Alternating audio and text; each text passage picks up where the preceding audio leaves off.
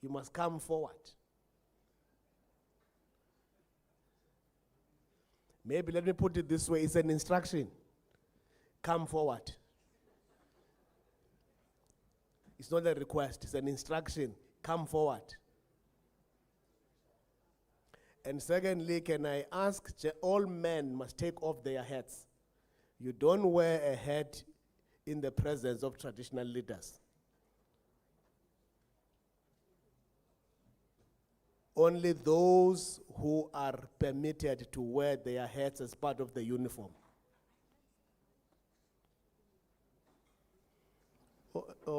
MEC, angazi ke Premier, noba la e-Free State amadoda ayasigqoka isigqoko endlini.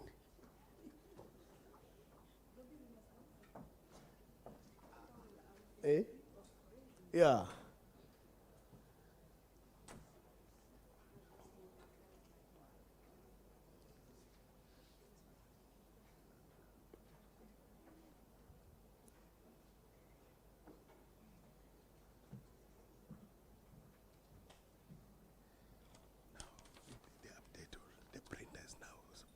Okay, don't worry.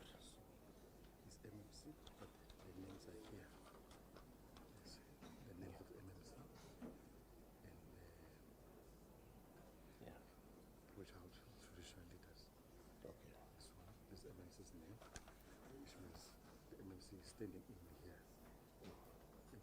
And then here's a premier. That was part which of consent. Yeah. So thank you, Minister. I just want them to come. This chairs? It's for the ministers. Oh, Yeah, that's for the second session. okay. Then the rest of the chairs must be occupied. Yeah.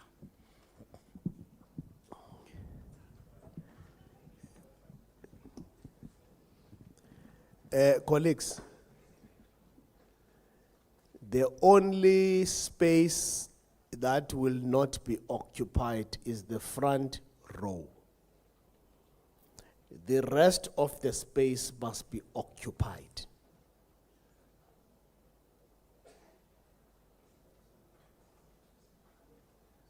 The rest of the space must be occupied. Who's the gentleman who's wearing a cap there? Can you take the cap off if it is not part of the uniform?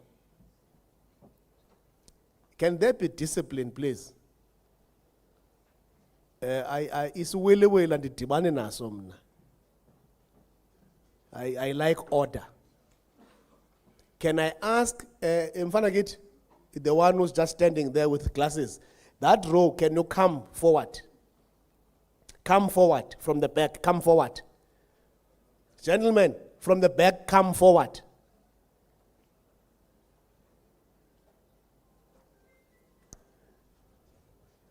Madoda, pangasemva, kanize ngaphambili man.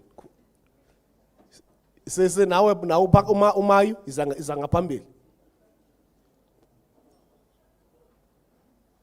Ewe wena umileyo, iza ngaphambili.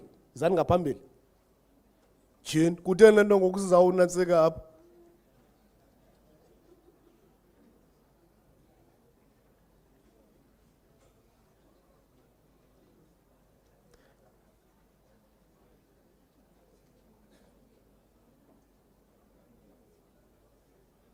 Yeah. Yabona ke ingxaki into bana abanye baqhela ugoloza. Uyekonda ke ngo uzawugoloza pha kwakho. Awuzugoloza apha. Sizawuqala umsebenzi ke ngoku. We are going to start. Before we start, can I just, the in-house rules? Look at your phone, all of us. I don't think there's anyone here carrying a Motorola. Just look at your phone. These devices are so sophisticated that they have a way of ensuring that the communication is just between yourself and the person who's calling without notifying any other people that someone is trying to talk to you. Let's make sure that we put the phones on that mode. Secondly, when speakers ascend to the podium, we will urge people to remain seated. We don't move around.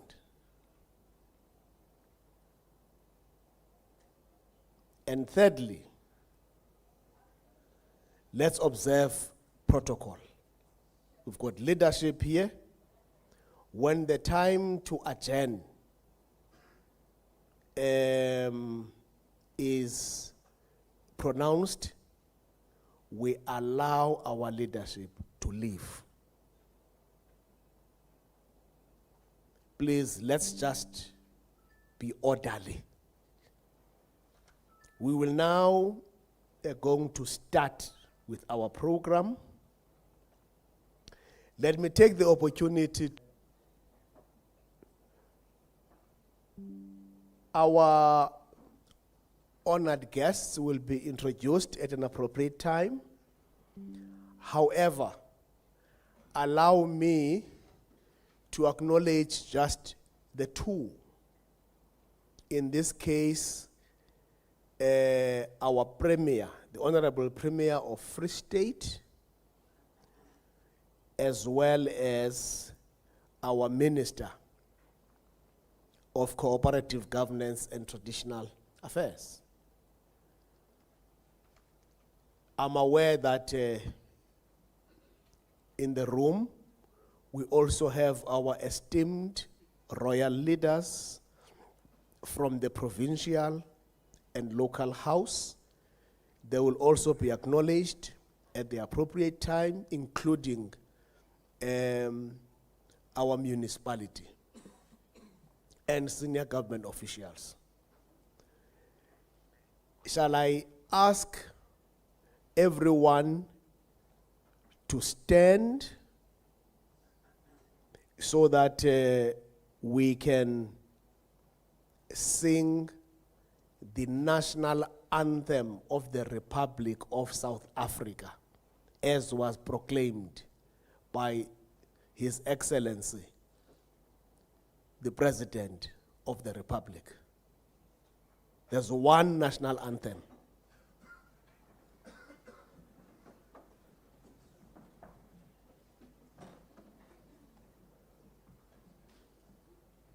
We know what to do, all of us on our attention mode with our hands. It's only the president who would put his hand here, unless you are an aspirant president. We will see that maybe, Honorable Premier, there are those who still aspire to be presidents. Can I allow the audio to come in so that as the audio sings, we join the audio in singing?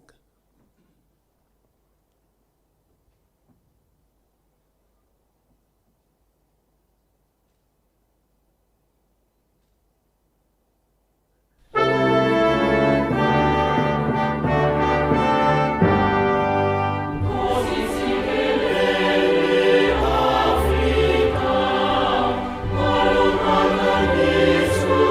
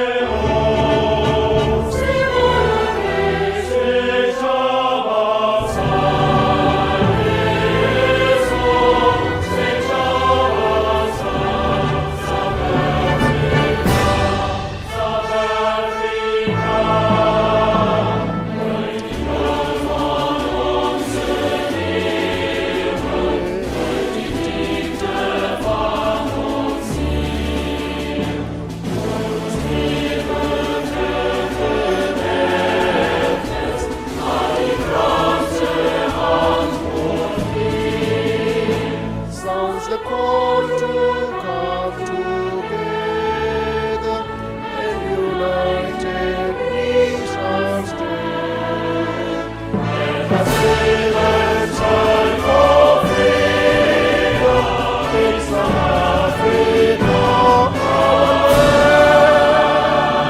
land. Thank you.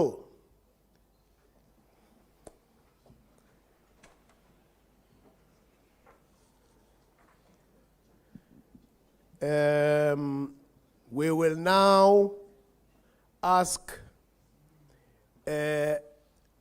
firemen to lead us with their prayer.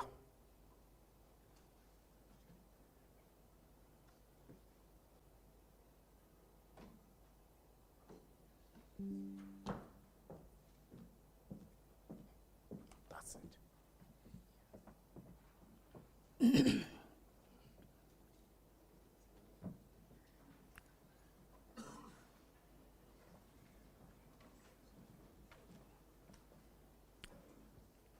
Let's pray.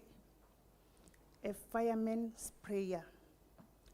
When I'm called to duty, God, wherever flames may rage, give me the strength to serve some fate.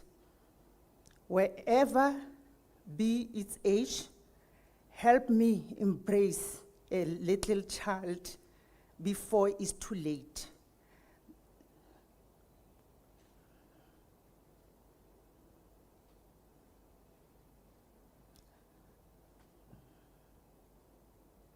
Or save an older person from all horror of that fate. Enable me to be alert and hear the weakest shout, and quickly and efficiently to put the fire out. I want to feel my calling and give the best in me to guard my every neighbor and protect their property. And if, according to your will, I have to lose my life, please bless with your protecting hand my children and my spouse. Let's have a moment of silence.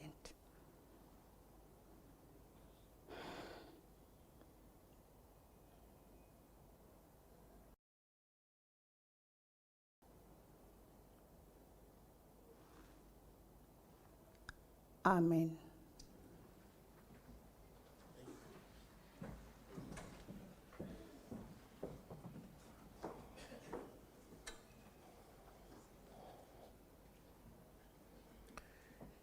Thank you very much. Prayer of selfless dedication to the nation,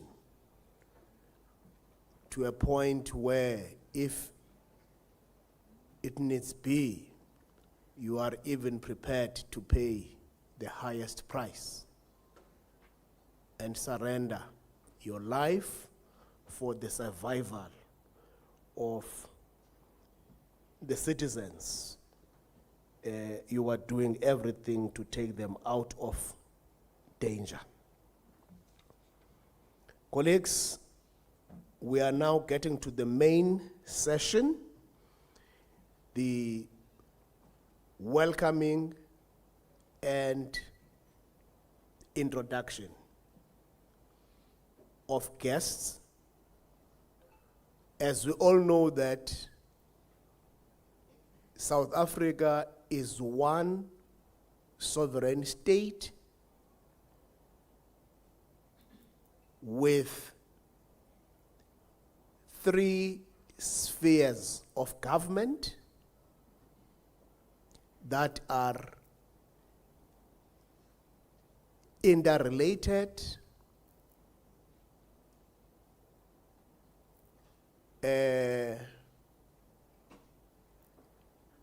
interconnected, yet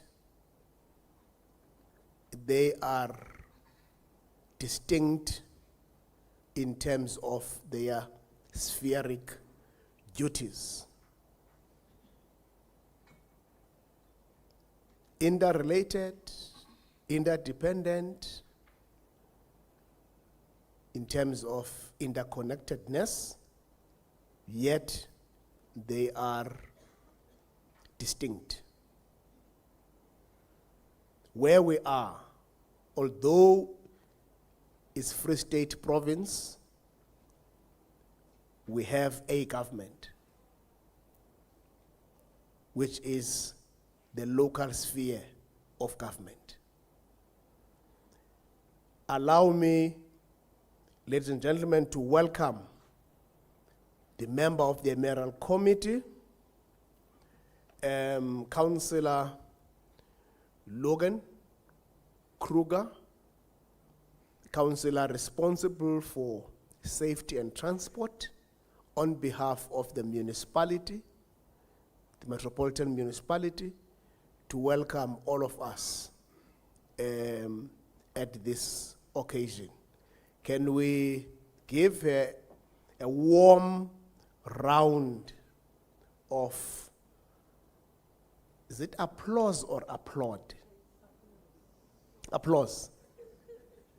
You know, sometimes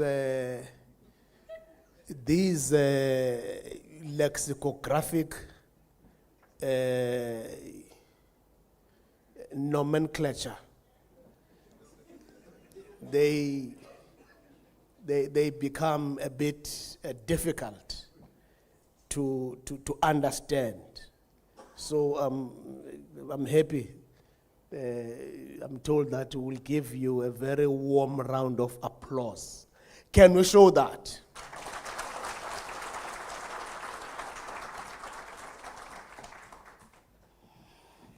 Program Director, you must not stress, English is not our language, and English never loved us.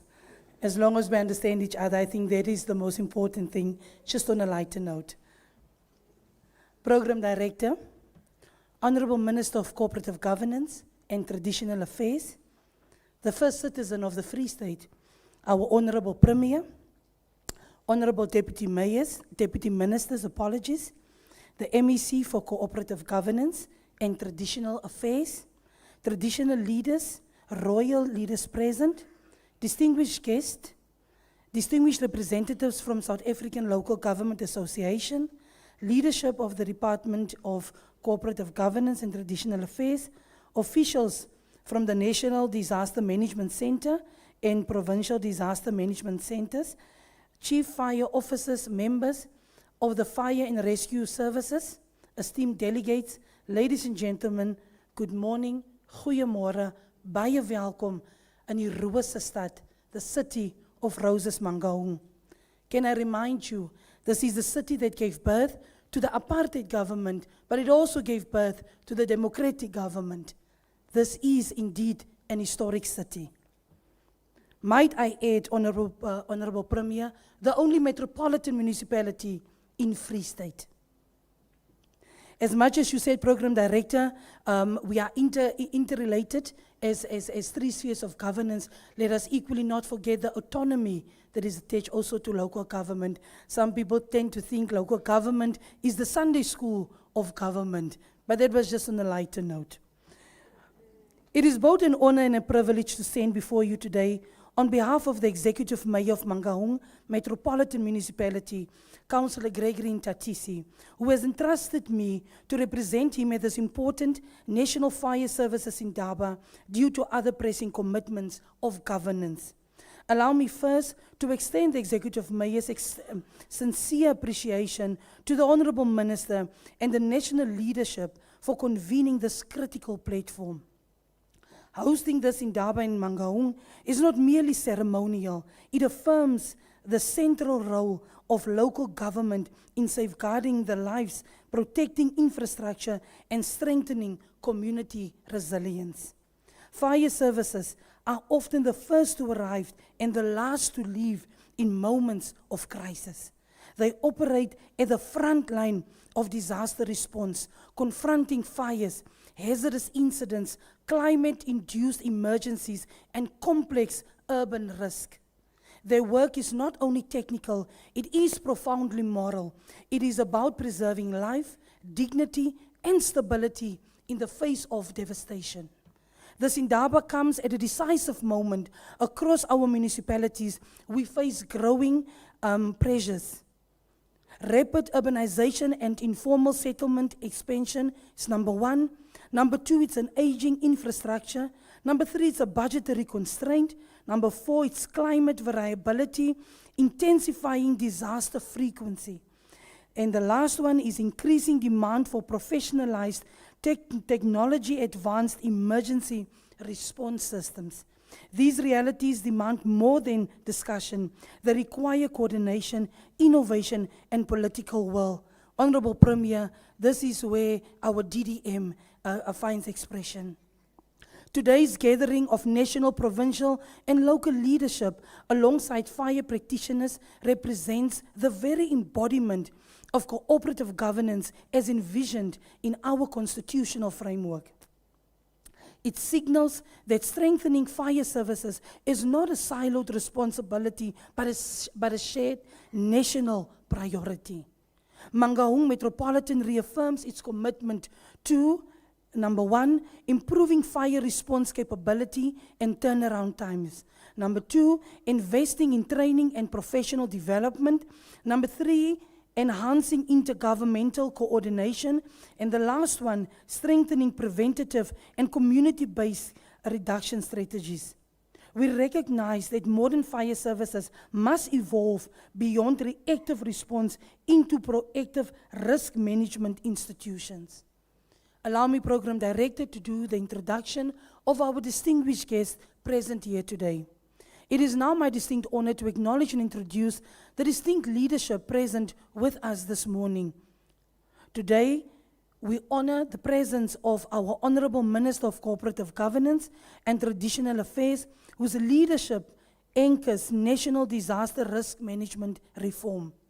We have our Honorable Deputy Minister of Traditional Affairs, who continue to champion institutional strengthening across spheres of government. We have the Premier of the Free State, Mama Action, whose provincial leadership remains instrumental in aligning provincial capacity with national disaster resilience priorities and equally proving day by day that women are ready to lead. The MEC for Cooperative Governance and Traditional Affairs in the Free State, whose stewardship supports municipalities in improving operational performance. In our presence, we have our traditional leaders, our members of the royal families as well, representatives of South African Local Government Association, the collective voice of municipalities across our country, the leadership of the National Disaster Management Center and Provincial Disaster Management Centers, who coordinates our national disaster risk reduction architecture. And importantly, our chief fire officers and fire service professionals from across South Africa, the custodians of operational excellence and guardians of our communities, and also the ones that are prepared to die for the safety of ordinary community members. Distinguished guests, let this Indaba not be remembered merely for speeches delivered, but for systems that were strengthened. Let it mark a shift towards measurable implementation, sustainable funding models, modern equipment standards, and professionalized fire services framework that matches the scale of our national risk profile. On behalf of the Executive Mayor and the people of Mangaung, I welcome you warmly. I wish you productive deliberations. It is now my pleasure to hand back this program to our Program Director. I thank you.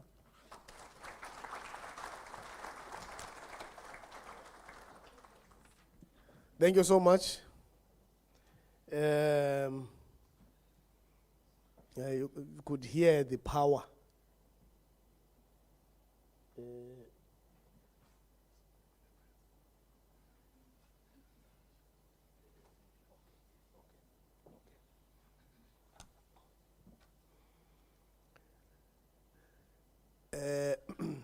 I take it that you all have the program. If you don't have, I was just going to caution all of you that the most authentic one is the one with me. And I have been conferred with such extraordinary powers that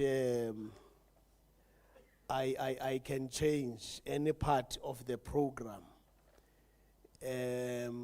at least with the concurrence of the minister and our premier.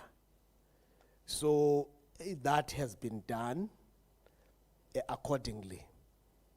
And therefore, at this stage, colleagues, I have the pleasure, the singular honor, to request the one and only. She has been characterized as Mama Action, the Premier of the Free State Province, to do the opening address. Let's warmly welcome our Honorable Premier.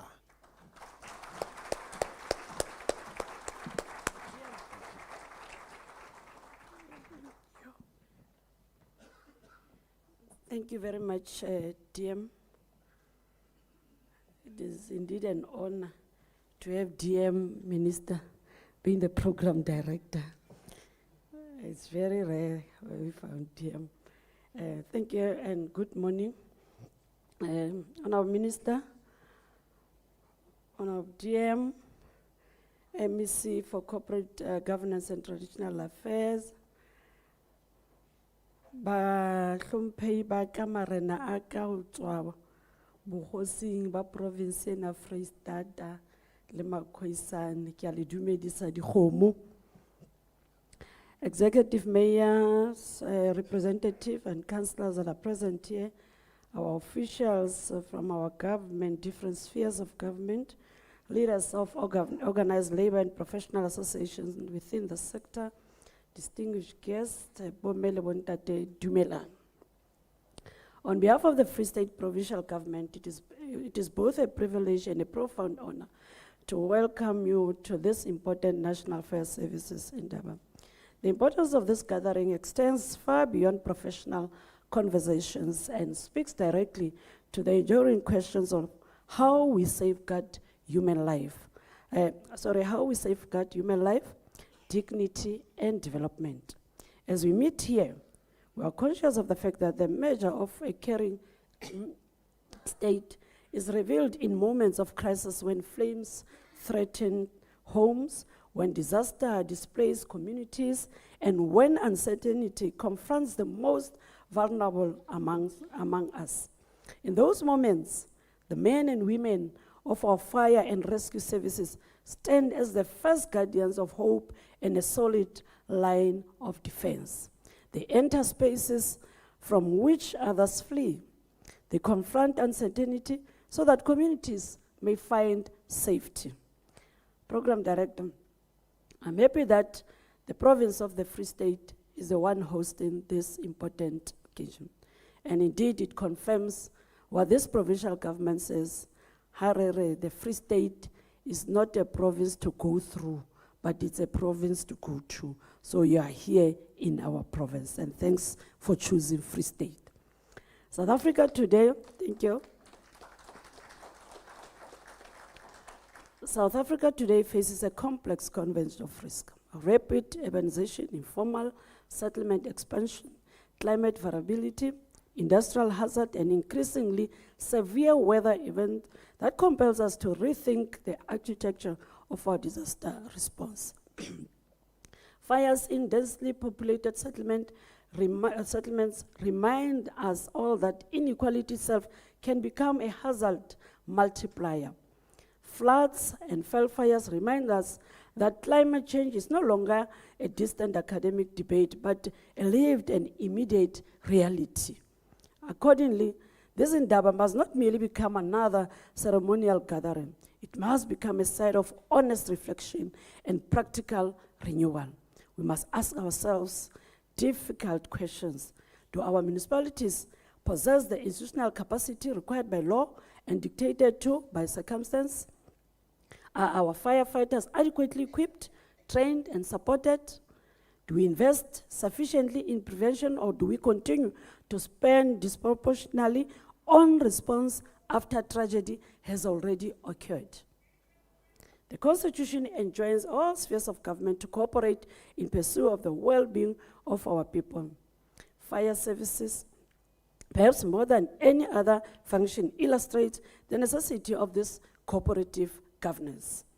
A fire does not respect municipal boundaries, nor does it consult administrative jurisdictional arrangements, and therefore our response cannot be fragmented. National government must provide leadership and standards. Province must strengthen coordination and oversight. Most importantly, municipalities must ensure operational readiness and accountability. Above all, we must cultivate a professional ethos within our emergency services, one that values continuous learning, innovation, and ethical leadership. Bomme le bontate. As the Free State Province, we welcome this Indaba as an opportunity to share best practices, to confront weaknesses without defensiveness, and to craft solutions informed by evidence rather than convenience. It is our hope that this gathering will strengthen partnerships between government, organized labor, academia, and the private sector. Most importantly, this gathering must reaffirm our collective commitment to the dignity of the firefighter, thereby ensuring safer working conditions, psychosocial support and recognition, and compensation, of course. Program Director. History teaches that societies endure not because they avoid adversity, but because they prepare for it with foresight and unity of purpose. If, when this Indaba concludes, we depart with renewed determination to build capable institutions, professional services, and safer communities, then we shall have honored the trust that our people have placed upon our shoulders. Allow me once more, Program Director, on behalf of the Free State Provincial Government, to extend a warm and heartfelt welcome to each one of you here. May your engagements be constructive, as we have no doubt that the outcomes of this Indaba will contribute meaningfully to a safer, more resilient South Africa. Let me share this with you, Honorable DM, that when we were told that a minister, Thabiza is the minister of COGTA, Minister, on a later note, some of us ask ourselves, the gentleman so little itiwa ka itabe thata je ya di masipala. How is he going to address these challenges that we are faced with? Hey man, so I always look at you, Minister, and say, hey, the background is the one informing this decision. But sometimes I just wonder, Miss, Laura, are you too gentle for this department? You look like a person who can remove another portfolio, but I must say, for now, this GNU, it routine a lot, that together we can work and we can really contribute and impact positively on the lives of the people who voted us in. DM, when I address meetings, I don't leave platform. Okay. As officials, we are seated here as politicians. As officials, we rely on you. For us to be told that we are performing, we rely on you.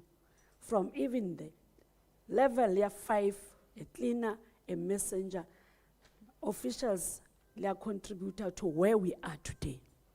And these platforms, hangata minister, I use them to encourage our officials and give them maatla aure, please don't tire. To work with for politicians, we know it's very difficult. In a situation ya disaster, it's more difficult because we want to see things happening and happening now. We want people to be attended to. And no, that matter must be addressed. But at some point, we also owe it to them, TM, to say thank you for your contribution. In particular, this kind of departments, more disaster, you are sacrificing your lives to save others. So it's not just musebetsi. We hope we are talking to people who are passionate about their work, dedicated. Obani disaster, it's like a policeman or a woman who leaves his house or a house not knowing whether he'll come back. You are equal. Those are part of servants. And I want to take this opportunity, DM, to really thank you, those who are in the sector, to being supportive to politicians, being supportive to our community because without you, communities have a bona re sebetsa jwang. So ke leboha haholo, and may God protect you through the prayer that you've just given us, my sister. Le rona re tla thusa ho rapela, but it's not an easy work. In every disaster, Harare disaster, we are losing an official, we are losing people who volunteered to save the lives of others. With these words, as DM and Minister, I'll be leaving. I'm replying today to my SOPA at 10 o'clock. So MEC will come back and join you. Thank you once more. Ka hona ke re re le amohetse mo Freistata. Free State is not a province to go through. Later happy, little host another function here, National Department. Because as you do that, it's not only about the we are also benefiting from tourism sector, Minister. You are using our hotels today. On behalf of this provincial government, ke a leboha.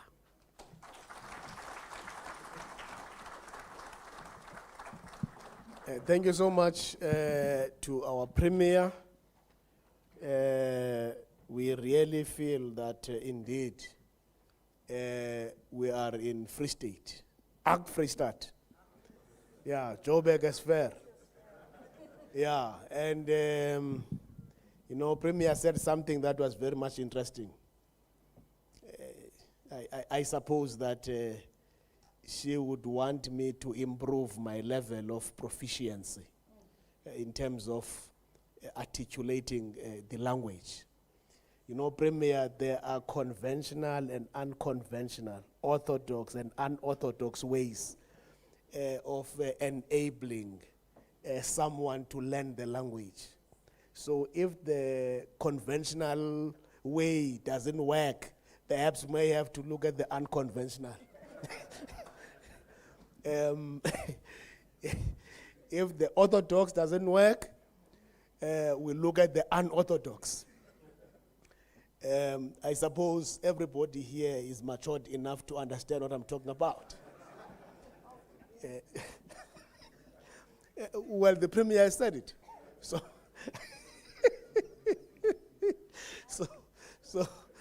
maybe the Premier will be able to also assist in the identification of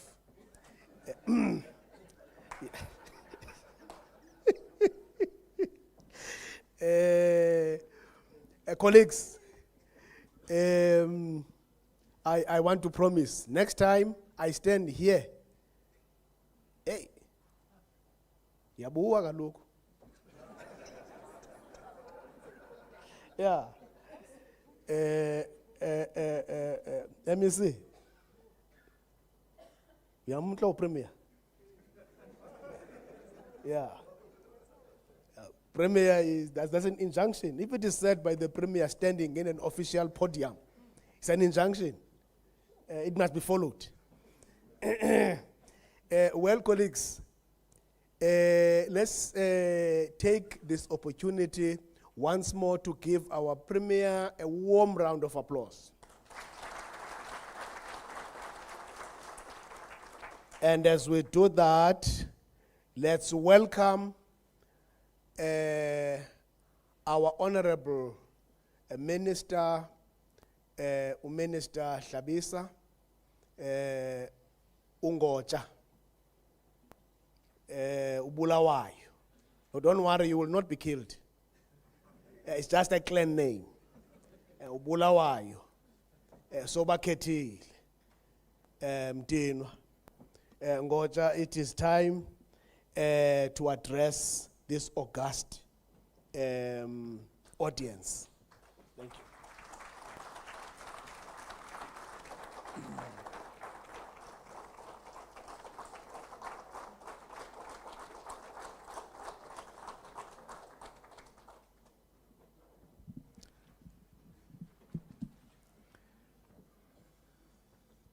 Thank you very much, Program Director,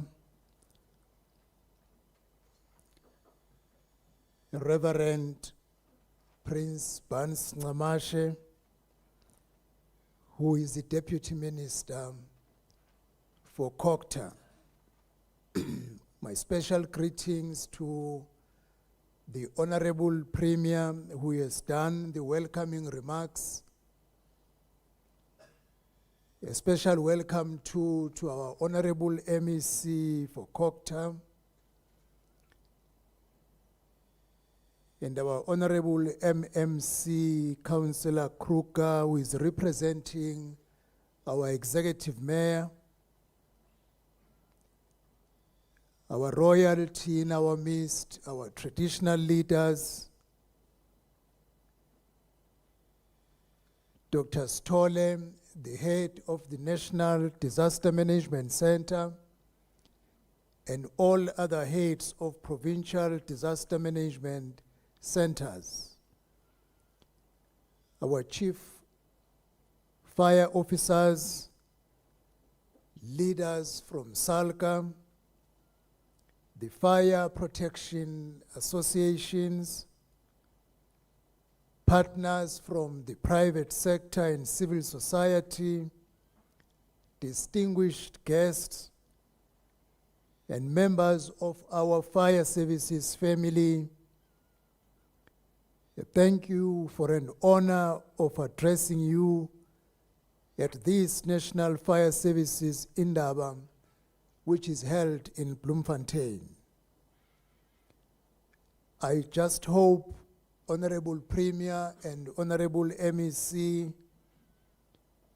I will be quick enough before you have to leave.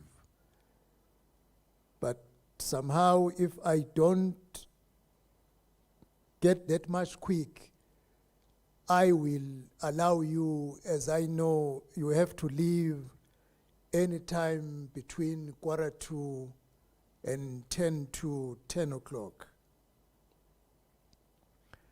We are gathered at a time when the country's fire risk environment is intensifying and becoming more complex.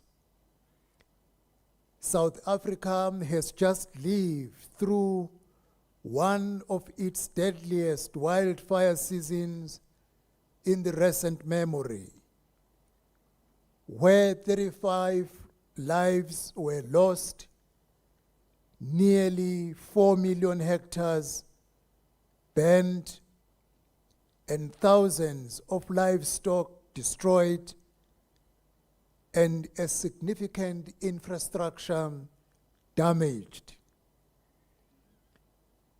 These are clear reminders that fire risk is not a seasonal inconvenience, but a national resilience challenge that demands system-wide action.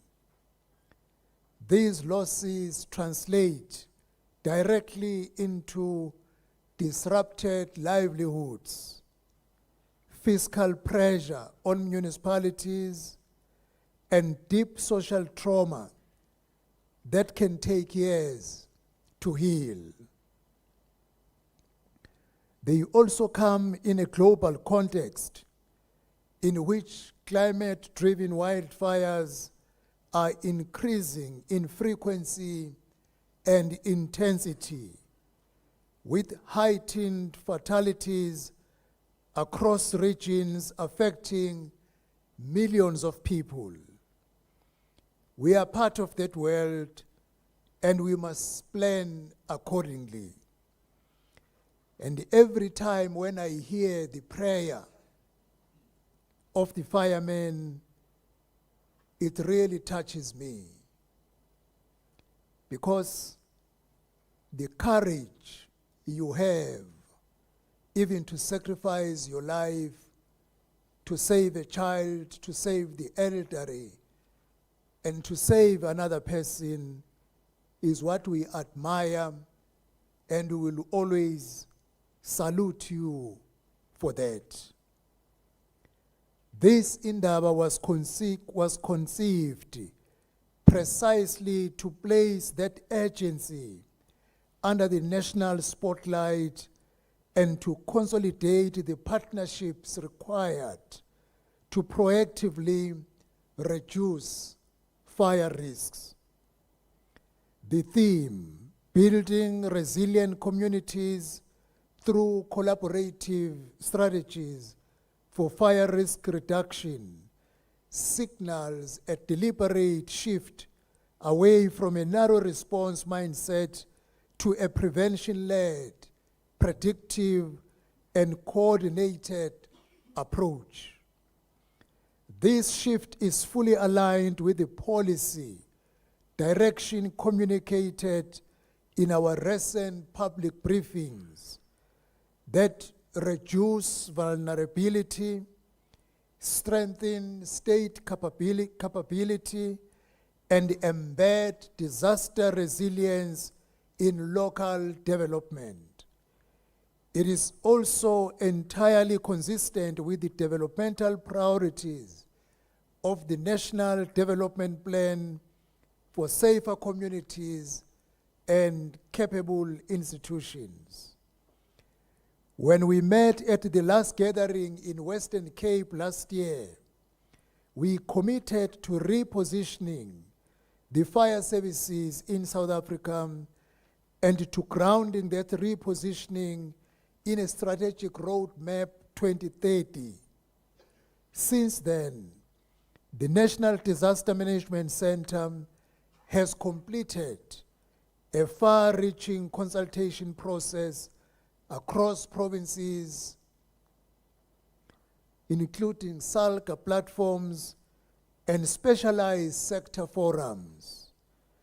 That process produced a countrywide picture of the strength we can build upon, the gaps we must close, and the reforms we must accelerate, ranging from legislative modernization and governance alignment to capacity building and a realistic funding model.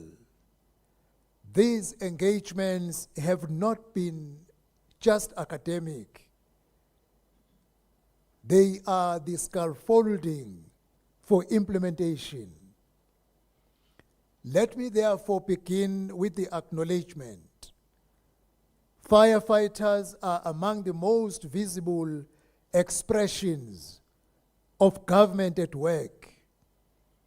When the siren sounds and a red engine moves through our streets, the public sees the state arriving, not a department, not a sphere of government, but they see the state itself. That moment carries a weight of expectation that few professionals shoulder. This is why we are investing in governance and delivery framework that supports you to do your work safely, effectively, and predictably. It is also why we insist that our systems must work towards prevention. The most effective fire is the one that never starts. And the best response is the one made by prudent planning, risk-informed settlement design, and sustained community awareness. This is the direction we set in the roadmap, and we must embed it across all municipalities.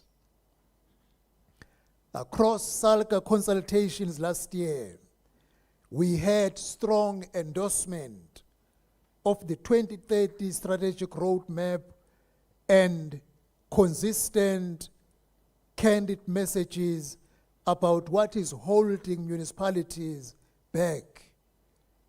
Stakeholders highlighted persistent capacity gaps from staffing levels and qualifications to equipment shortfalls and limited enforcement of the fire safety bylaws. They flagged the structural funding problem, the fire services expected delivery on national priorities without commensurate budgetary support. They called for an explicit funding model, potentially including a conditional grant or formula adjustment that recognize the essential nature of this function.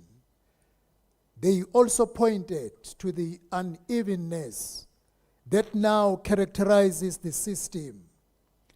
Metros and larger municipalities are significantly ahead on infrastructure and technology. In contrast, rural and under-resourced municipalities remain trapped in a low-capacity cycle. These are not matters of opinion.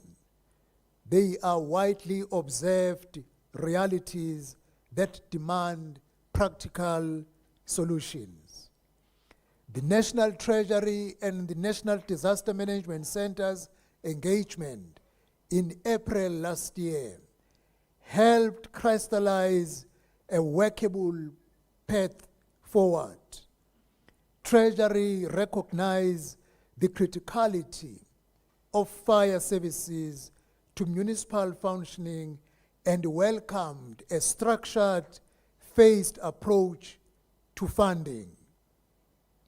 First, that a rigorous national gap analysis to quantify needs, then as an interim measure, and ultimately a long-term sustainable solution routed through the MTEF process. The joint resolutions include establishing a national working group with Treasury, National Disaster Management Center, and SALCA, aligning parallel efforts to avoid duplication and ensuring that formal submissions are prepared for the next budget cycle. Yes, as I indicated, Honorable Premier and Honorable MEC, your comfort and warm welcome was very good. Thank you so much for welcoming us. This is the kind of sober, systems-level partnership that produces durable outcomes and that can carry the reform from paper to finance, from paper to practice. The re-establishment of the Fire Brigade Services Board in May last year, its first sitting in over 17 years, has restored an essential statutory instrument for national leadership, technical coordination, and sector standards. That meeting was more than symbolic. it reopened the formal channel for advising the minister on training recognition, national benchmark, and systematic reforms. The board's agenda cuts across the issues that have hampered progress for too long over the period of 17 years, clarifying legislative gaps, engaging on a realistic funding model, standardizing competencies, and ensuring that national norms are actually used. The board's revival marks a return to a coordinated statutory oversight, something our fire services have urgently needed. Legislative modernization must now move in step with this governance instrument. The Fire Brigade Services Act of 1987 has been outpaced by the realities our municipalities face. The draft Fire Services Bill included in the COCTA legislative program for the 2026-27 financial year aims to provide a modern framework that clarifies roles across 3 spheres of government, standardizes performance expectations, and support professionalization.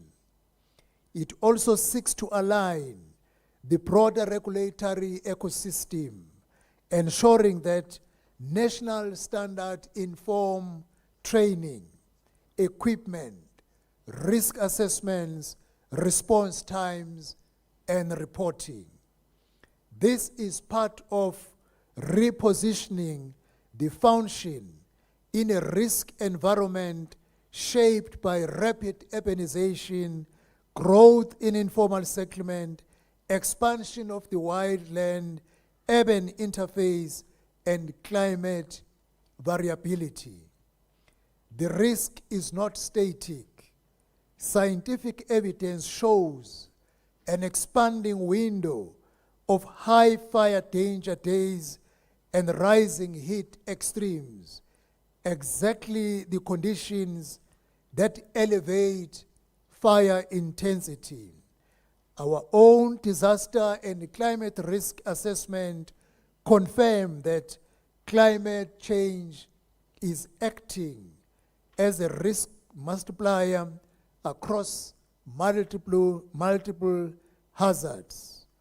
The result is longer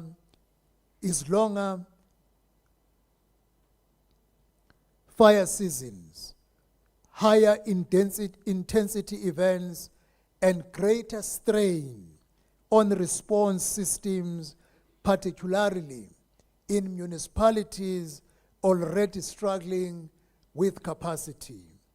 Therefore, planning that does not account for this trend line will fail. Against that backdrop, the roadmap's implementation work must be equally dynamic. Provinces have submitted status reports that provide a first national picture of municipal fire services capacity. Those reports are now the basis for province-specific fire services recovery packages, practical, sequenced plans to stabilize core capacity, invest in training and equipment, strengthen fire safety enforcement, and integrate modern tools for risk profiling and early warning. This is how we will move from a national strategy to district level execution. It is how we will replace episodic, crisis-driven interventions with steady, structured improvements that communities can actually feel. We will also strengthen the partnership architecture that carries these reforms. Effective fire risk reduction is inherently multi-sectoral. National, provincial, and municipal governments must be in a lockstep, but our reach must extend further into fire protection associations, insurers, and risk engineering partners, research institutions, and community-based structures. The private sector brings not only resources, but also innovation in data, geospatial analytics, communications technologies, and predictive tooling. Our partnerships with the risk and resilience programs in the insurance sector, with the Fire Protection Association of Southern Africa, and with the academic consortia that maintain national risk layers and vulnerability analysis will be scaled up because they demonstrably improve targeting and outcomes. This Indaba's program has been constructed to connect these dots. Day one, address the governance and legislative mandate, the incident management system, and a conceptual model for municipal fire and emergency services. Day two places the ministerial address after the Premier's opening precisely so that the policy frame can meet the technical content that follows. Panel discussions on intergovernmental coordination for wild fires, public interest partnership, geospatial intelligence for fire response planning, and lessons from large-scale exercises. This sequencing is deliberate.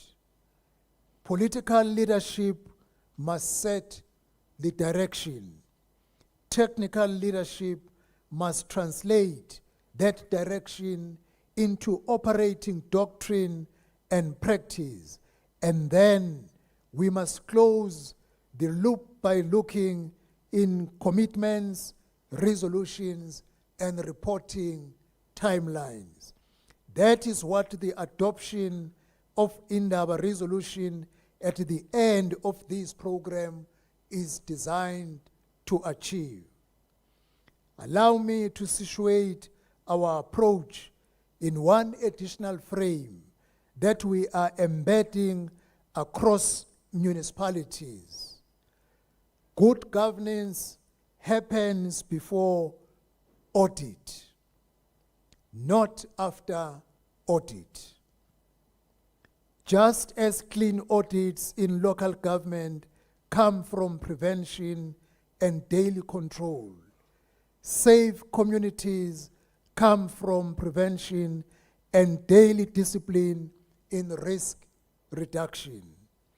This is the logic behind the 10 by 10 approach that we will be introducing with the Auditor General in order to improve the performance in terms of our municipalities when it comes to their audits. Prevention also means facing squarely the urban realities that generate fire risk. Informal settlement fires extract a terrible human cost and are among the most challenging incidents our services face.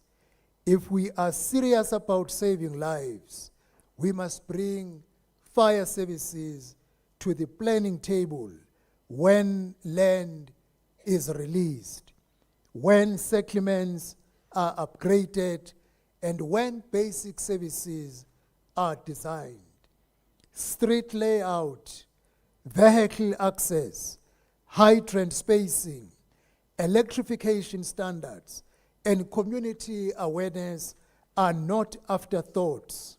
They are the difference between a contained incident and a neighborhood catastrophe.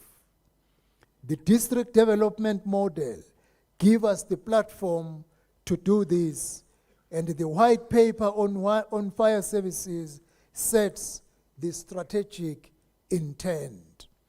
The Indaba's own public communication has framed this shift from reactive responses to proactive, prevention-led, and predictive approaches. Our task is to turn that intent into district-level practice with measurable reductions in fire incidents and losses. Climate-driven field fires demand the same integrative posture. Municipal fire services and Fire Protection Association must plan together, train together, and operate jointly. With disaster management centers coordinating early warnings and resource surge when thresholds are reached. Data from national and international assessment shows are becoming more frequent, and high fire danger days are becoming more common. In such condition, stovepipes fail.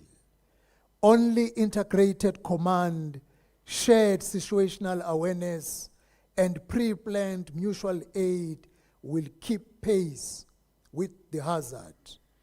The technology exists to support this shift.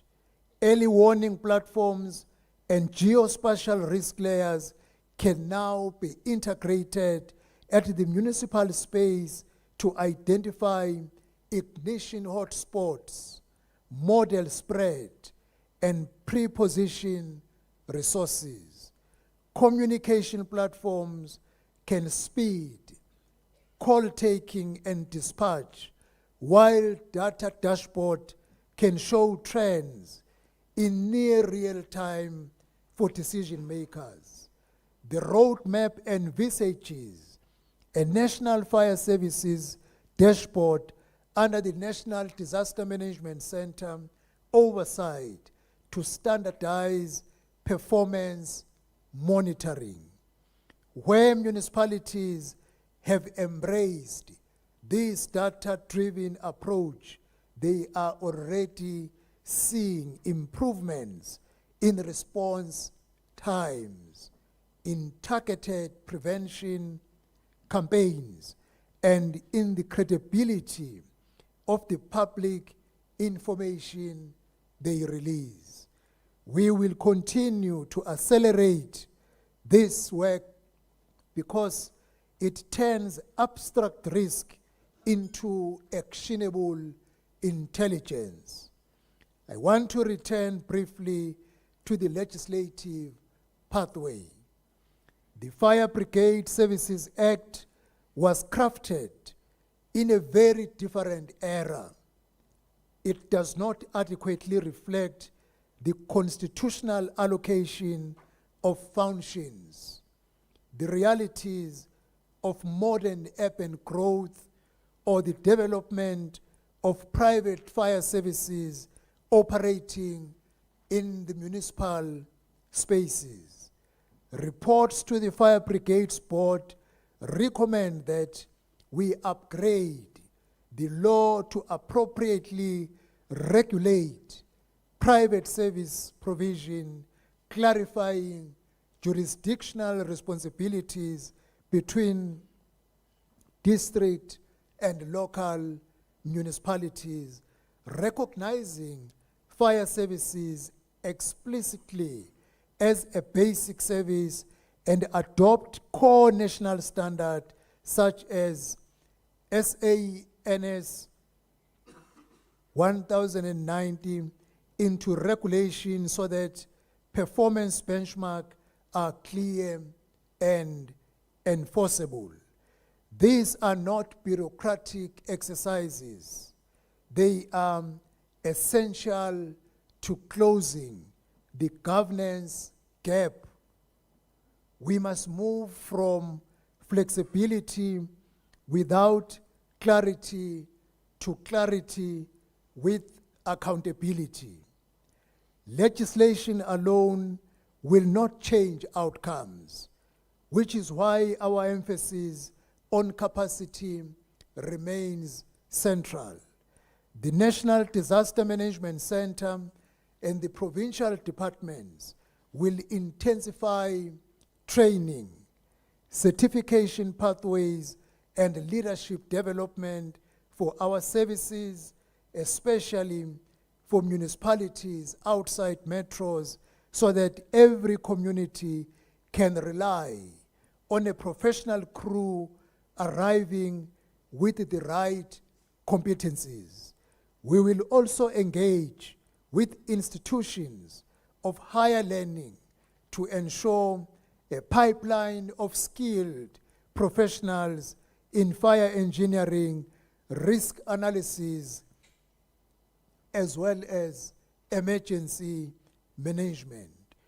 Professionalization is the bedrock of safe operations and trusted services. We must also acknowledge the human cost borne by firefighters and their families. The 2024 season's fatalities are a national wound. We honor those who paid the ultimate price in serving our nation. Their memory obliges us to do everything possible to make the operating environment safer, from station design and crew rotations to equipment standards, incident termination protocols, and mental health support for responders. When we speak of resilience, we must include the resilience of our people behind the uniform. Allow me, Chawe, to close with 3 commitments that I believe this Indaba can lock in. First, we must move decisively from strategy to implementation on the 2030 roadmap. Province-specific recovery packages will be the instrument for translating national intent into local action, sequenced, funded, and monitored. We will use the board to maintain national coordination and keep the reform agenda coherent. We will report back publicly on progress because transparency drives performance. And secondly, we must accelerate the legislative modernization needed to underpin the system we want. The draft Fire Services Bill inclusion in the 2026-27 legislative program give us a defined window to consult, refine, and table a law that reflects today's risks and tomorrow's demands. We will ensure that standards, roles, funding architecture align, and that the law supports professionalization and accountability across the 3 spheres. And the third commitment, we will carry through the prevention-led shift that this Indaba and our public communications have placed at the center of our agenda. We will bring fire services into spatial and service delivery planning, particularly in informal settlement upgrades. We will deepen partnerships for data, technology, and community awareness, and we will strengthen the intergovernmental muscle memory required to handle long, intense fire seasons under a changing climate. The result we seek is not a set of conferences and reports. The result we seek is fewer funerals, fewer family displaced, fewer livelihoods lost, and a measurable reduction in the frequency and severity of fires across our communities. I want to thank the Premier as he has left, and also the province for their partnership in hosting us. Councillor Kruger, convey our gratitude to the Executive Mayor of the city for the support they provided to us. I also want to convey our special thanks to the National Disaster Management Center team for convening and sustaining this platform. Also, SALCA receives my special gratitude for ensuring that municipal voices shape the work we do as COGTAM. And I also want to thank the Fire Brigade Services Board for returning national leadership to where it belongs. And every firefighter, manager, trainer, dispatcher, inspector, and a volunteer who keeps our communities safe. Thank you very much, ladies and gentlemen. We often say that resilient communities are not built by accident. Resilient communities are built by choice, by daily discipline, by institutions that work, by leaders who cooperate, and by professionals who never give up.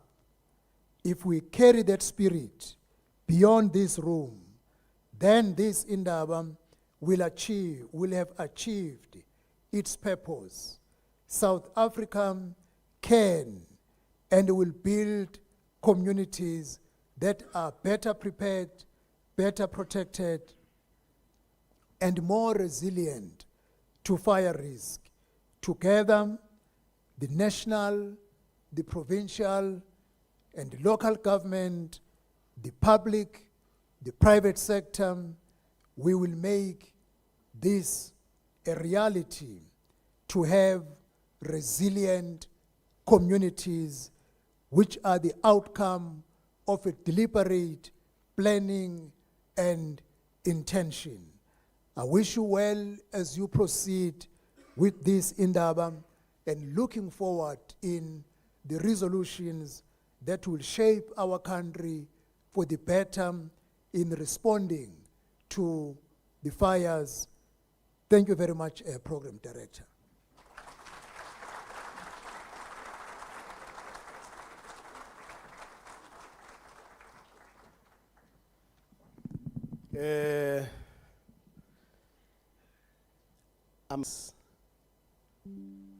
Even if we were doubtful about climate change is real, and it is posing such serious challenges that put our situations in precarious, unpredictable possibilities, which requires all of us to be combat ready.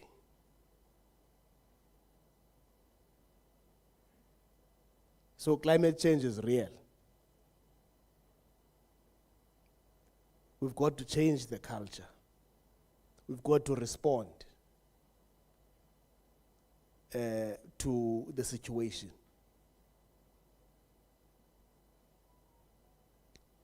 Ngoja, you have given us the line of march in terms of what needs to be done. You have characterized so well the kind of challenge we are facing. It does not need any dialectical analysis. It is what it is. Doc, you don't need any didactical or epistemological appreciation of the challenge. No, it is what it is. We all have to make sure that we are ready to deal with the challenge. So colleagues, there is a say, an old adage that says, seeing is believing. So we will adjourn so that we go to the exhibition area. I have been advised that we may not necessarily go there, all of us at the same time. But it's important to have a sense of what we are talking about, so that immediately after the exhibition, we go for a tea break. All of that exhibition, including tea break, will not take more than 20 minutes. That probably would include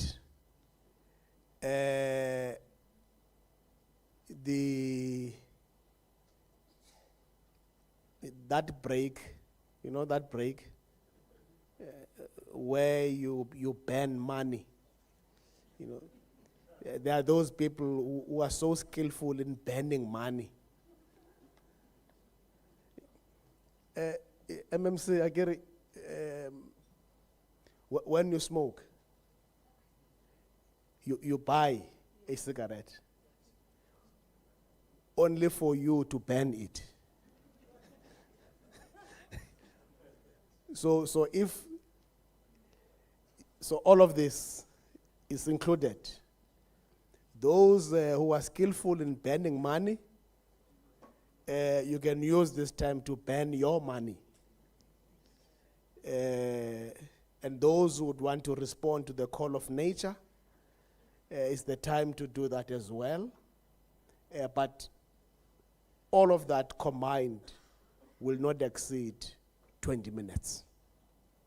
Can we adjourn, but then allow our minister, councillor, royalty to take leave together with the senior management? Then all of us, we will be directed by the head of the disaster management in terms of how we deal with the actual logistics of ensuring that the program is seamlessly managed in ways that would not create chaos. Thank you very much. The session is adjourned.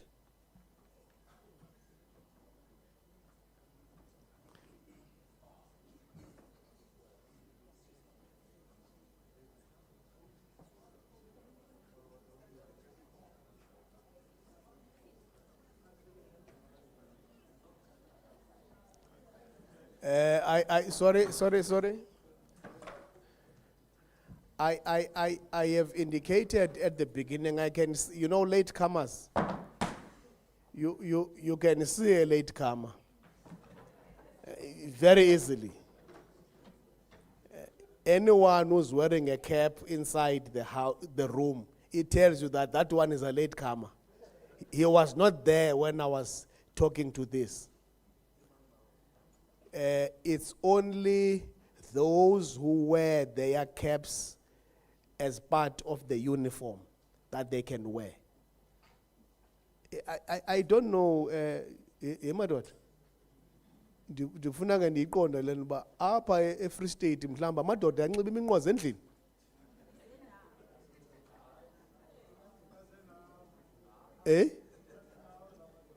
La nxiba iminqwazi endlini. Hayi kwafuneka noko mfondini ikhona indoda imebhanga ngasemnyango ithwele umnqwazi pha ikyepusi. Ayondoda le ithwele umnqwazi ngasemnyango.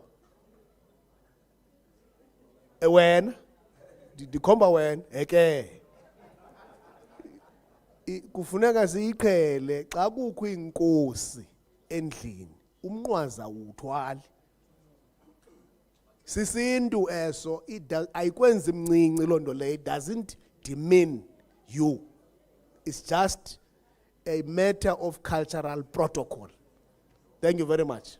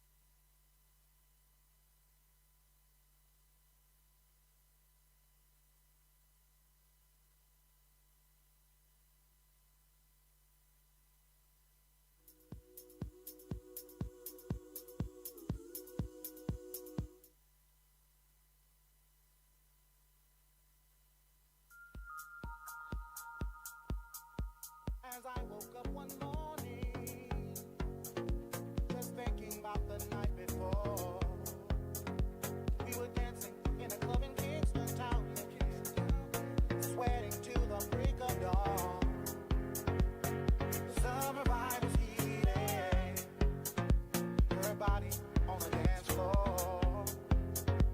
This girl was something different, yes she was. Reached out to me and held me close. She said, Oh, whisper to me, baby, hold me tight tonight. And oh, put your arms around me, just hold in my I made up my mind.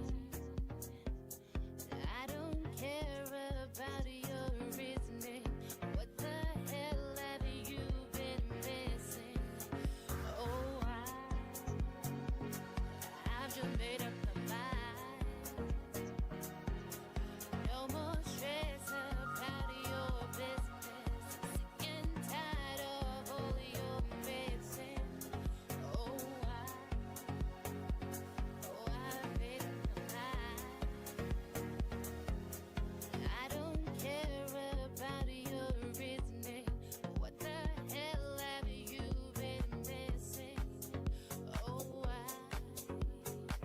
I just made up my mind.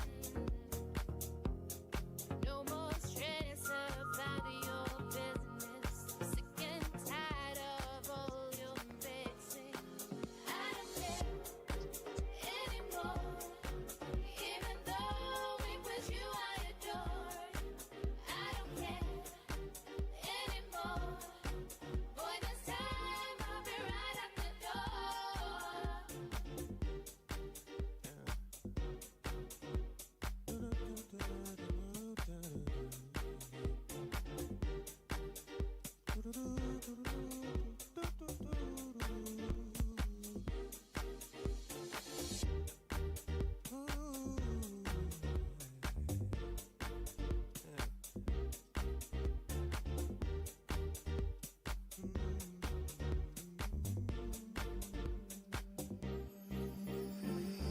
I get on your nerves, you say I get on your nerves, yeah. Baby, that's cool, 'cause you can get on my nerves too. Ooh, but when we make up, making love until we wake up, yeah. Darling, it's true, you're the only one I choose. Oh, yeah. Yours and you are mine. That's why I give my everything. And as our love grows, one thing is for sure that with you I feel on top of the world. Just me and my girl, Hey, with you I feel on top of the world. Just me and my girl, Hey, with you I feel on top of the world. It gets no better, I know it gets no better. No. I'd be a fool to ever turn my back on you. So baby, if you take it, then my heart is what I'm giving. Yeah. To this day, I can still say I've loved you from the beginning. Yeah. Whoa. I'm yours and you are mine. That's why I give my everything. And as our love grows, one thing is for sure that with you I feel on top of the world. Just me and my girl, Hey, with you I feel on top of the world. Just me and my girl,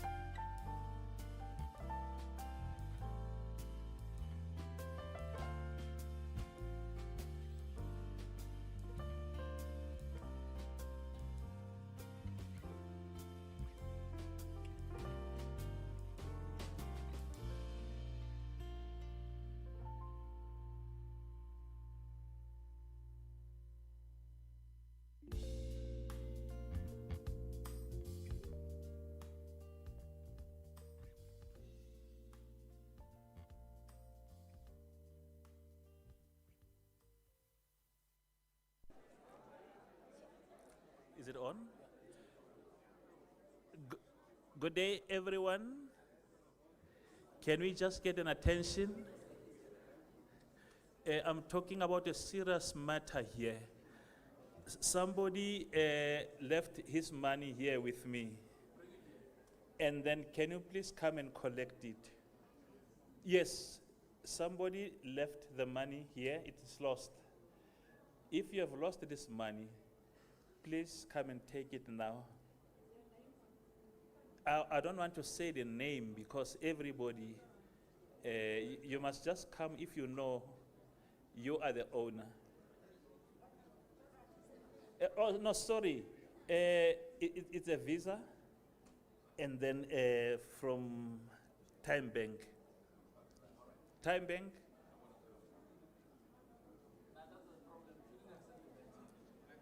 No, I didn't say the name. Thank you very much. I will put it where? I'll give it to you, ma'am. Yes, I'll give it to her. Thank you very much.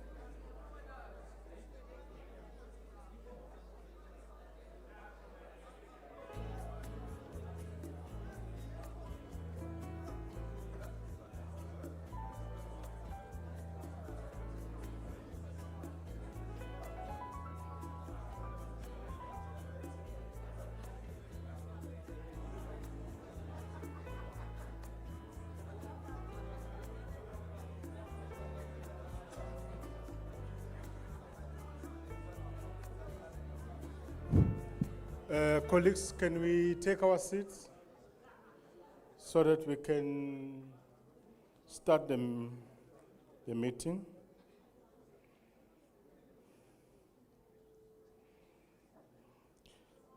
Colleagues, let's agree that the presenters please assist us with time. Maybe you keep your presentation within 15 minutes. If you can do it within 10 minutes, it's okay. But we don't want to cut you. But let's try to manage time. I know that some of the people that are going back today, so that we manage those issues as well. So we don't want to sit here, then we see people one by one leaving, then we end up having an empty hall. So let's try to manage time. According to the program, if I'm not mistaken, Roland, we're finishing at 2. Okay. Or earlier than that, yes. Which means now is 23 minutes past 11. Then we can have lunch at 1. And then, which means if we can push until 1, then from there, then we're sorted. Okay.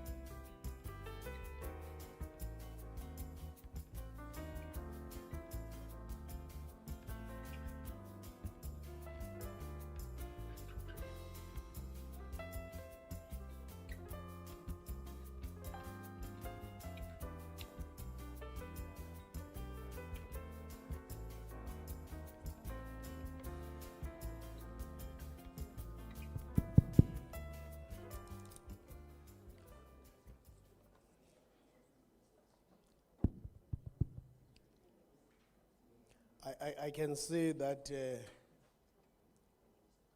someone has tried to,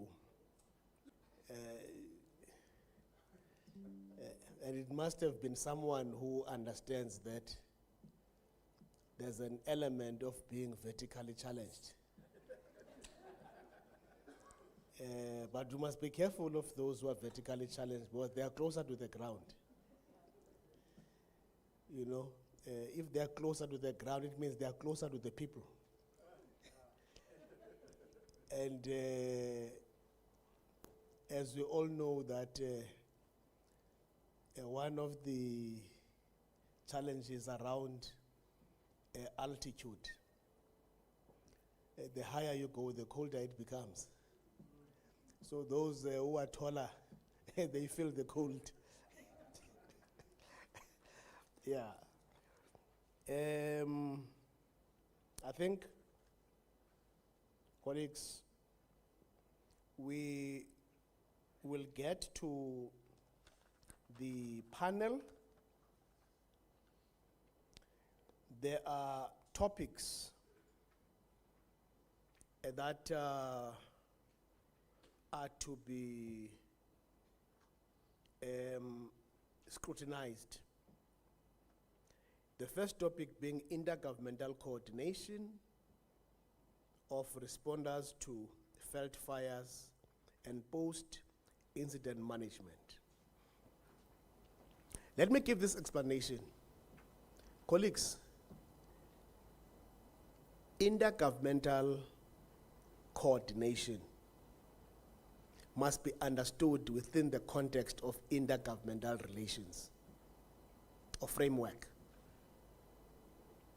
as clearly and succinctly articulated in terms of Section 41 of the Constitution. What does that mean? It means it's a constitutional imperative. So you have no choice not to act in accordance with the dictates, because the Constitution is the supreme law of the land. You know, we had a conversation which was more informal about whether or not any sphere of government is independent. Whether you are national, you are provincial, you are local, all that we must know, colleagues, is that there is no sphere of government that is independent. Spheres are interdependent,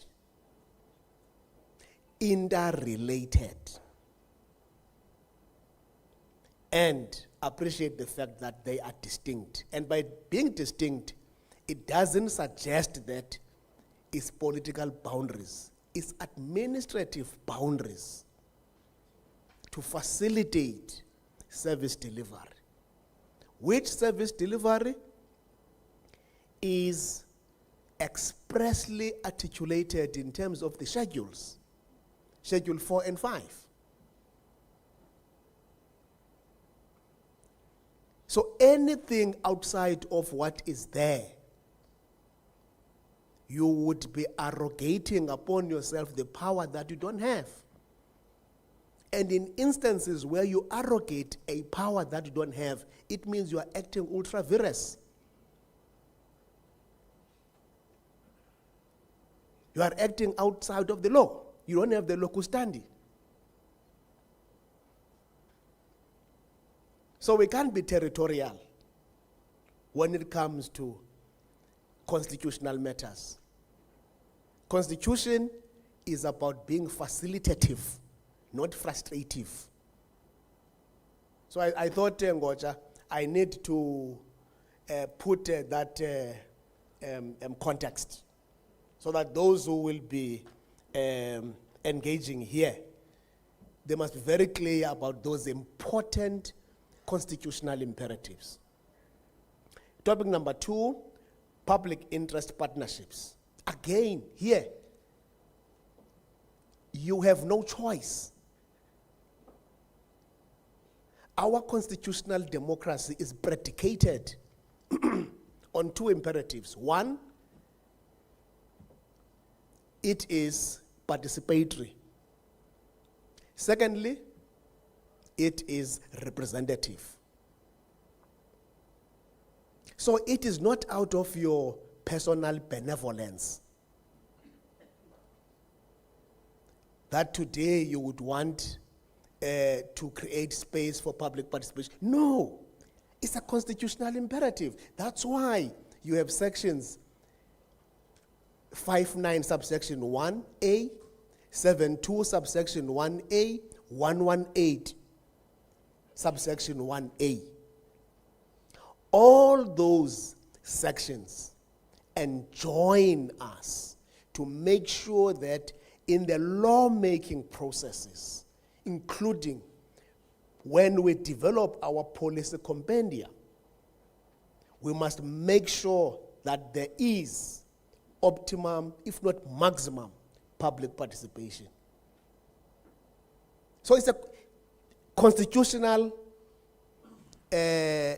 injunction. Public interest partnerships. We must create partnerships. We must create partnerships. We must work together. We have no choice. Third topic, geospatial intelligence, risk analysis for fire response planning. Again, planning is a constitutional imperative. Schedule 4 of the Constitution talks about planning. Topic 4, the last topic, lessons learned, earthquake response exercise, 2025, Eastern Cape Province. This is, of course, about different models, internationally, where we have to compare and compete in terms of capacity and capabilities with which to respond to different situations. Lived experience, what is it that we have learned? What kind of new technologies that are at play so that we are able to make sure that we're not left behind. Today, Ngoja, China is sitting at G10. I don't know, South Africa, is it G4 or G5? Those who are gurus in technology. Where are we sitting in South Africa? G5. Is it 5G? Oh, you can see. You can see. Yeah. So now, if China is 10G, South Africa is 5G, what does it say about us?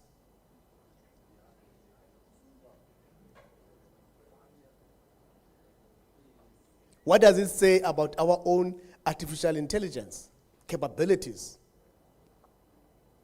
So we want to hear those representing the kind of innovations that we are currently looking at, so as to make sure that we are both competitive and comparative. Ladies and gentlemen, let me welcome to the stage Mr. Jürgens Deisel, Chief Director, Policy, Institutional Development and Compliance Management, National Disaster Management Center. Can we give him a round of applause, please? The second panelist, Ms. Claire Lotter, who's the head supporting fire services, LPO. Let's welcome her. The third panelist, Mr. Mark van Staden, Acting Director, Disaster Risk Assessments and Early Warnings, NDMC. And the last panelist, Ms.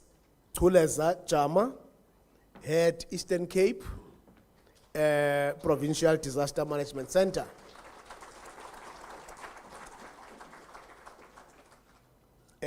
Colleagues,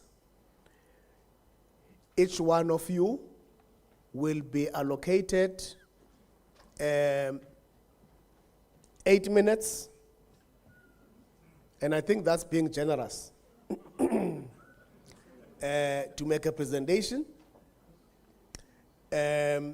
If I am more generous, especially if you smile when you make a presentation. Probably I'll add another 2 minutes. One thing I can assure you, those who are in parliament, they know how to use 3 minutes effectively, because you have no choice.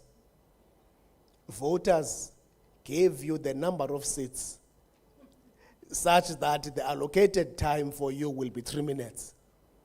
So you've got to make sure that within that 3 minutes, you say everything that is necessary, that will be impactful, that will send a message which will make South Africans to understand the relevance of your presence. You know, some people are conspicuous by their absence in their presence. Thank you very much. Colleagues, let me hand over to you. I hope they will not be absent in their presence. Thank you, DM.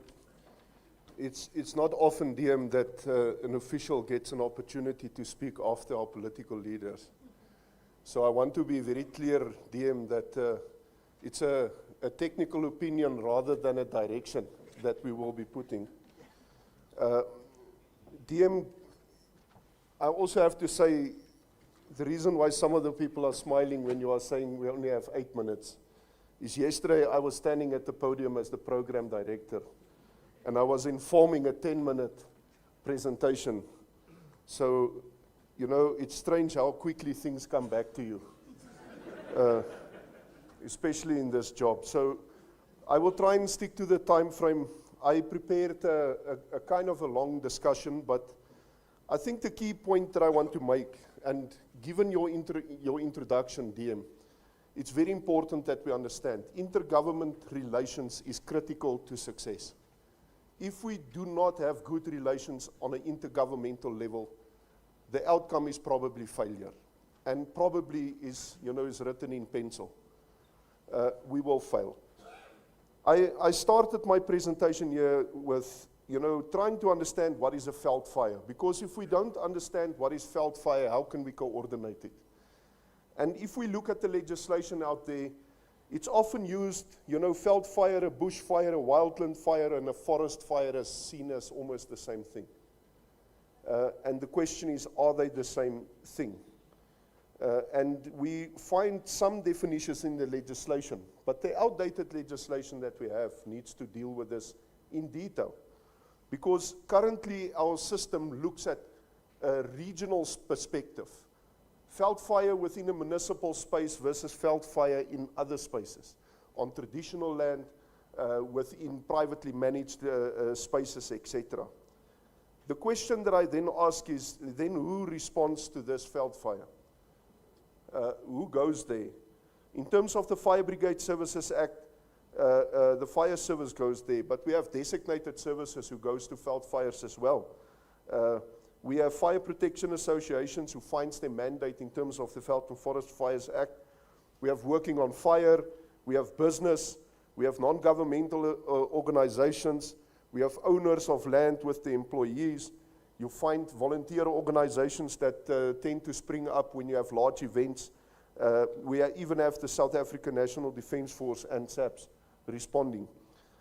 And the question is, that does not even include, the disaster management organizations. So the question I asked here to provoke some thought is, do too many cooks spoil the broth? Are we having too many people responding to these things? And the question is, too many people will respond. All of them have a role to play in these events. So the question then is not, do too many cooks spoil the broth? The question is more, is it that each cook brings the right or the wrong ingredients, or do they bring the wrong recipe, or is the recipe not agreed before the time? And that brings us to the question of, how do we plan? What legislative requirements do we have to plan for these events? And there I can discuss in more detail, the different legislative mandates. in how the the Fire Brigade Services Act has not kept pace with the changing municipal landscape over the years. Or for that matter, that the National Veld and Forest Fires Act was promulgated when we still had a governance system that dealt with not wall-to-wall municipalities. There's a question that one can ask, when does a fire become a disastrous fire? And at what stage would the disaster management legislation becomes a key issue? And even if it's disastrous, should it remain disastrous, and is the act applicable? But the core question that I want to put, DM, is intergovernmental relations sufficient, given these number of people that respond? And should we then not talk about inter-societal relations? As government, we need to cooperate in terms of the Constitution to coordinate our work. But invariably, a lot of the time, government does not include society. And as a result, DM, and it ties in and it dovetails exactly with what you are saying, we are not engaging our societies and our communities simply because we are nice. It's a constitutional responsibility that we have to execute. Another question that I've asked myself is, what happens if relationships or relations are strained in this myriad of individuals that respond? And we see a correlation between effective service delivery in terms of veld fires and good intergovernmental relations. If there is no good interrelations, we have a problem. Another question that one can ask is, do everybody have a clear understanding about veld fire risk? If we do not understand the risk that we need to manage, are we able to manage it properly? What you don't measure, you cannot manage. And it's very important for us, and I won't do my work justice, in terms of disaster management, if we say that more work needs to be done for us in terms of priority one, to understand our fire-related risk, not only where fires may occur, but to a large extent what impact and potential impact they may have. I then talk about coordination, and I ask the question, when we talk about are we coordinated or are we uncoordinated? And the question that we need to do here is, what causes us not to be coordinated? What creates an uncoordinated approach? And in that part, I'm starting to argue, Chair, that planning creates a roadmap for success. It reduces stress and confusion, and it helps one make better use of one's limited time and resources. But there is another concept that we see emerge. It's the concept of winging it. Nee? Winging it constitutes improvising or acting without formal preparation. It relies on adaptability and intuition and responding to situations in real time, functioning more as a go-with-the-flow approach than a guided, strategic, calculated strategy. And by and large, when we look at plans, we go into the field, we ask, can we see your veld fire management plan? You read the plan, it looks very good. But you find somewhere towards the end, there's a small disclaimer. The disclaimer says, this plan can be successfully implemented if all the resources stated are available. It's like a get out of jail card. The plan is not designed to deal with the reality. And therefore, we end up winging it. On the day, we make sure that our staff that is responding to the event, using their experience, their capability, their contact register, their ability to influence, and sometimes, to get people to do the work, to deal with that particular event. But what we often don't see for the day-to-day events is that we don't see proper post-event analysis of what happened. And more importantly, even if we know what had happened and what we can do better, we don't necessarily have the ability or the willingness to implement continuous change. So DM, I'm closing my input, and I hope that it will stimulate some debate, is to say that I am arguing that we need to plan for fires, for veld fires. We need to act, and by doing that, it leads to better outcomes. We need to move from strategy to implementation, as the Minister indicated. And we need to do it quick. As we speak, we are moving from the fire season in the Western Cape, the winter fire season. We are now moving, after summer fire season, we're moving into the winter fire season in another part of the country. Invariably, there is going to be veld fire soon. These issues cannot wait for us, in the future, as if it is months and years away. It's days and hours away. And I think the important issue that we need to ask, given that there are many chief fire officers and other related, is at what stage would we improve our planning? I thank you, DM. Thanks. Thank you very much. That was, I think you have set the pace in terms of time management. We are now going to the second topic, public interest partnerships. Ms. Claire.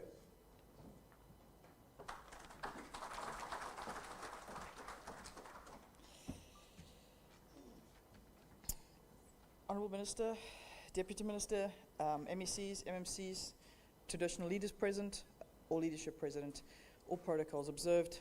Good morning. I'm not in politics, so I will do my absolute best. So please bear with me. I stand here today aware that many of you, if not all of you, carry decades of operational, policy, technical expertise, and intimate knowledge of issues facing fire services in South Africa. We understand the issues, they're not new. The diagnosis is not new. So when we talk about strengthening fire service in South Africa, I'm sorry, I'm found my remote. So when we talk about strengthening fire service in South Africa, we're not only talking about trucks, hydrants, or response times. We're talking about how policy, funding models, operational capacity, climate risk, societal challenges, municipal governance, and private exposure all interact. So the question is, how do we begin to strengthen the ecosystem that surrounds fire and rescue services, particularly in a country as complex and fiscally constrained as South Africa? Disaster does not sit neatly in one department, one balance sheet, or one mandate. It sits across the system. South Africa does not have a fire expertise problem. We have a system alignment problem. And if we want to build resilience, we need to think across the system too. So if the challenge is system alignment, then the next logical question is, what mechanisms can we adopt to begin aligning systems that sit across mandates, sectors, and balance sheets? One of those mechanisms, often debated, sometimes misunderstood, is the concept of public-private partnerships. The challenges our country is facing is not wholly unique, nor are public-private partnerships. In fact, public-private partnerships are used in over 130 countries worldwide and accounts for 15 to 20% of total global infrastructure investment. It's estimated that more than 6,400 of such projects exist in emerging markets alone. That's equating to a recent annual estimated investment to exceed over $100 billion US. These partnerships span energy, water, digital service provision, and are increasingly being used where governments face fiscal or capacity constraints. So what are public-private partnerships? At its core, a public-private partnership is a structured collaboration between a public authority and a non-state partner, designed to achieve a clearly defined public outcome. Structured is key. I think we need to acknowledge the sensitivity in South Africa as well. In South Africa, however, the phrase public-private partnership carries a particular sensitivity. It has at times been associated with governance failures, cost escalations, or blurred accountability, where partnerships did not deliver on what was promised and public trust has been eroded. While history cannot be ignored, it can also not prevent us from designing better models. I would suggest that the problem was never the partnership itself. The problem was poor design, weak oversight, and misaligned incentives. If we're serious about strengthening fire services in South Africa, then we need to separate the concept of collaboration from the mistakes of the past. So what do we mean and what do we not mean? So to be clear, we're not talking about, when we speak about partnerships, we're not speaking about privatization of fire services. We're not speaking about outsourcing command authority. We are not speaking about selling or interfering with municipal assets. We're not speaking about transferring constitutional responsibility. Fire protection is a constitutional responsibility. It's directly linked to the right to life, dignity, and safety. That authority remains and should always remain with the state. If public-private partnerships are regulated through National Treasury frameworks and the Public Finance Management Act. It's ensuring fiscal discipline and risk allocation. We are speaking about a structured collaboration. We've heard this word used a lot yesterday and today. We're speaking about additional capacity, about shared risk in clearly defined projects with clear performance outcomes. We're speaking about leveraging private sector expertise where it strengthens operational readiness while maintaining public control, public oversight, and public accountability. What we're really describing in a better indication is perhaps a public interest partnership.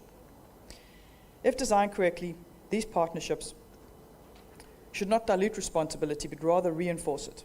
They give municipalities tools they otherwise may not have access to.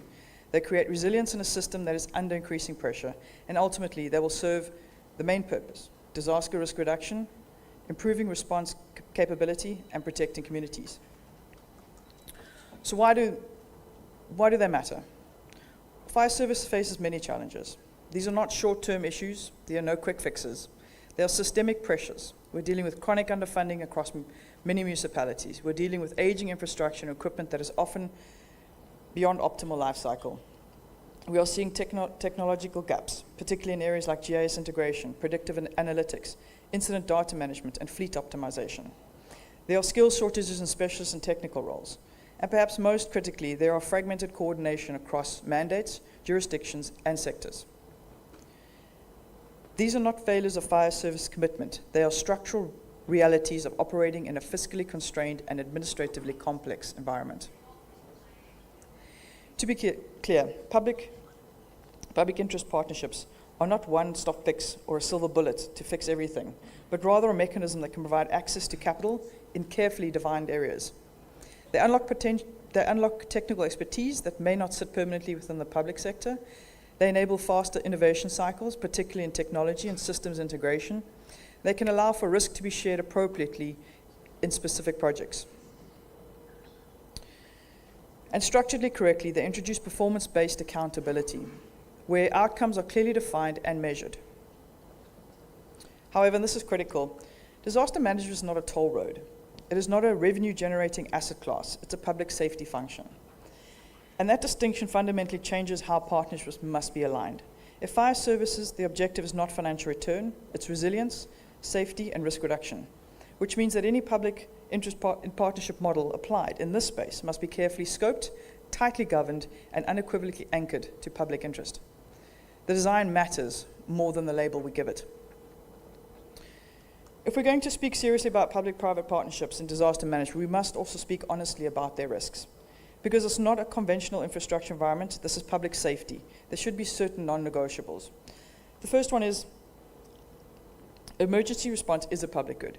If partnerships are poorly structured, there is a risk that commercial incentives may influence service design, prioritizing higher value areas or unintentionally disadvantage rural or low-income communities. Fire services must remain universally accessible, where equity is response is not optional. Secondly, in general, disaster response accountability cannot be complex. Where a structure is burning or wildfire spreading, there can be no ambiguity about who is responsible. Disaster response tolerates no ambiguity, and therefore they shouldn't exist within our public interest partnerships. Long-term fiscal or contract lock-in is another potential risk, particularly in our context. Poorly construed contracts can lock municipalities in obligations that outlive political terms and budget cycles. This can limit fiscal flexibility. In an under-resourced municipality, that can add additional stress rather than relief. Any partnership seek to strengthen financial sustainability and not compromise it. Fourthly, disaster management is inherently multi-agency. We've heard this as well. Any external partner must integrate seamlessly into that system and not create a system around the project. Any external partners must integrate seamlessly, said. If integration is weak, it will only increase fragmentation. Fragmentation, disaster response costs time, and time, we know, costs lives. Public trust. In South Africa, perception probably matters more than design. Even well-structured partnerships can be politically contested or politicized or politically utilized, be perceived as privatization, trigger resistance, and face public distrust. Legitimacy is critical. If firefighters or communities distrust the arrangement, implementation becomes unstable and often unachievable. A subtle but serious risk could be institutional hollowing. If too much technical capability sits with the private sector or the private partner, over time the public institution may lose further internal capability. This can create dependency and reduced institutional memory, which ultimately results in weak contract management.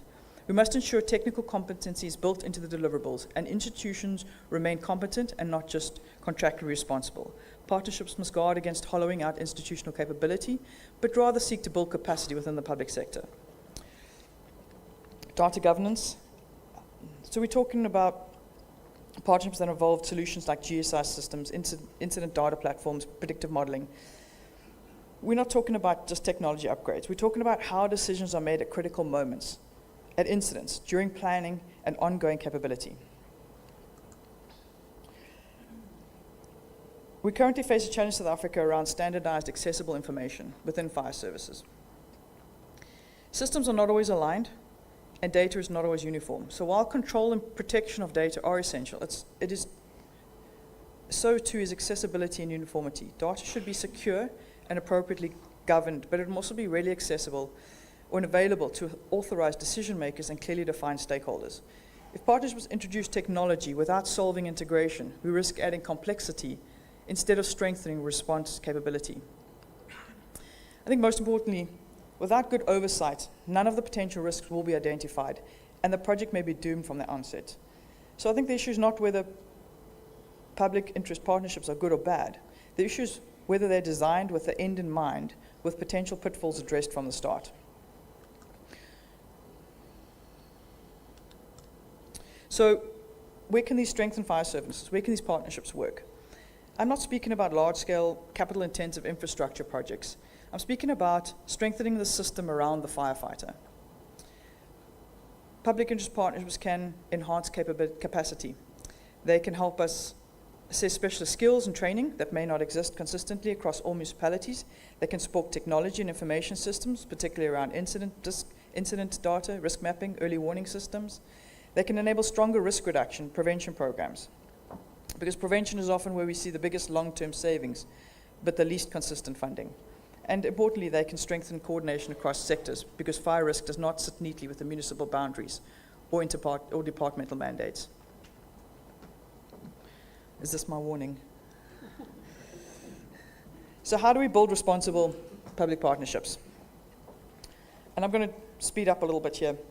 So partnerships, in public interest partnerships, if they are to work as a potential solution, they must be designed with the end in mind, much like divorces and prenups. Strong public oversight, and so let's look at those recommendations. The first one is strong public oversight. The government retains command and authority. Accountability can never shift. Scope and clear deliverables must be clearly defined. So if the project is speaking to training or to project deliverables, it must be measured in the training. And we know in the non-profit space especially that good intentions do not always equate to good results. So we cannot work on vague agreements or on goodwill alone. So I said, performance-based collaboration outcomes must be established at the onset. Like I said, if we talk about training hours, we talk about training hours. If we talk about response coordination of data accuracy, those must be tracked, measured, and reported. Lessons learned, documented for future projects and phases. And this is a section where we mostly don't implement. Governance must be transparent. This includes procurement practices adhering to governing standards. Clear risk allocation. Parties must understand and assume measurable, controllable risks. Consider implementing universal access safeguards so there's no exclusion of vulnerable communities. And importantly, operational needs must drive design. Design of partnerships should follow operational needs and realities, and not just theoretical models. Because at the end of the day, the measure of success is not financial efficiency, it is risk reduction, improved response capability, and community safety. The role of supporting fire service, the organization I represent, or I'm heading at the moment. So Supporting Fire Service was established as an independent, non-profit entity founded by 3 of the leading insurers in South Africa, namely Hollard, Old Mutual Insurance, Santam, who recognized that declining fire capacity has consequences not only for industry, but for communities and municipalities across the country.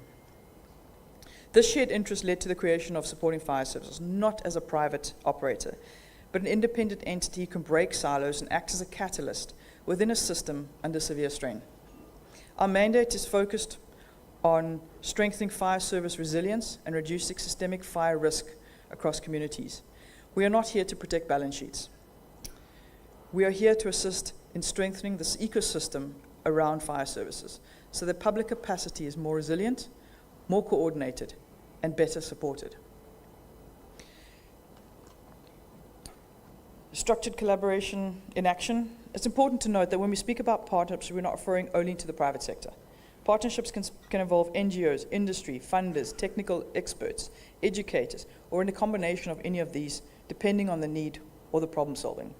An example of the structured collaboration, which is relevant, I think, here within the insurance sector, is the Quick Reaction Force.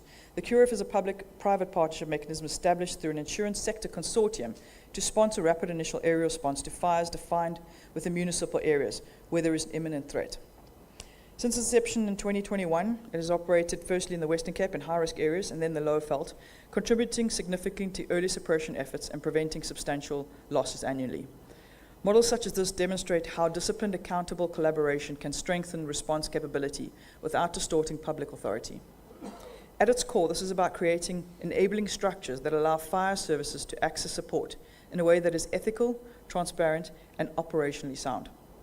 If structured carefully, public interest partnerships do not undermine the system, but rather seek to assist in stabilizing it.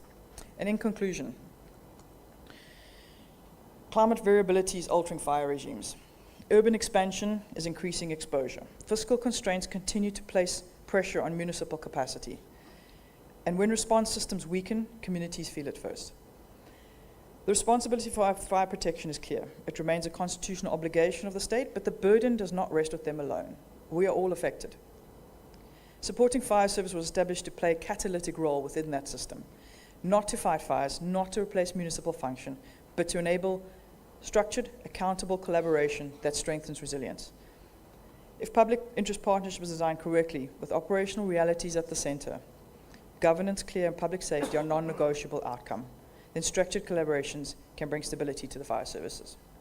As fires do not distinguish between municipal boundaries, economic sectors, or income levels. Our resilience and efforts should not either. Thank you.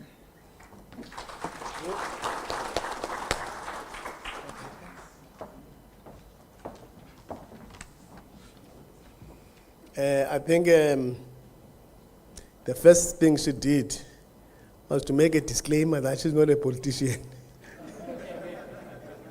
So, which was suggestive of the limited time for her to make this presentation. And of course, it being an inaugural address to this audience, I thought let me be extra generous. You know, in Parliament, there are those who are the newcomers in Parliament.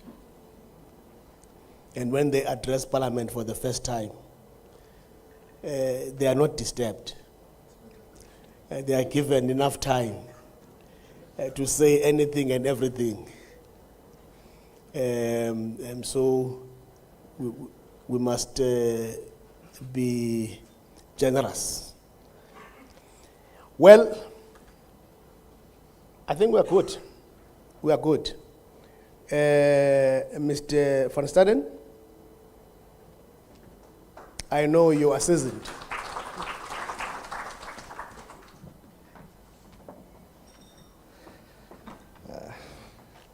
Thank you, DM. Appreciate the opportunity also, esteemed colleagues. I too am not a politician, so that'll be very apparent in my presentation. So I'm more of a tech guy, And my talk will take a different approach. I'll be primarily speaking to you about what's available to fire services, what we use at the National Disaster Management Centre, the vehicle that we use and things like that. So I think it's more a kind of a show and tell or a demonstration exercise from my side. I believe this is my clicker, so I'll move briefly. I know that we're pressed for time, so I'll just move along.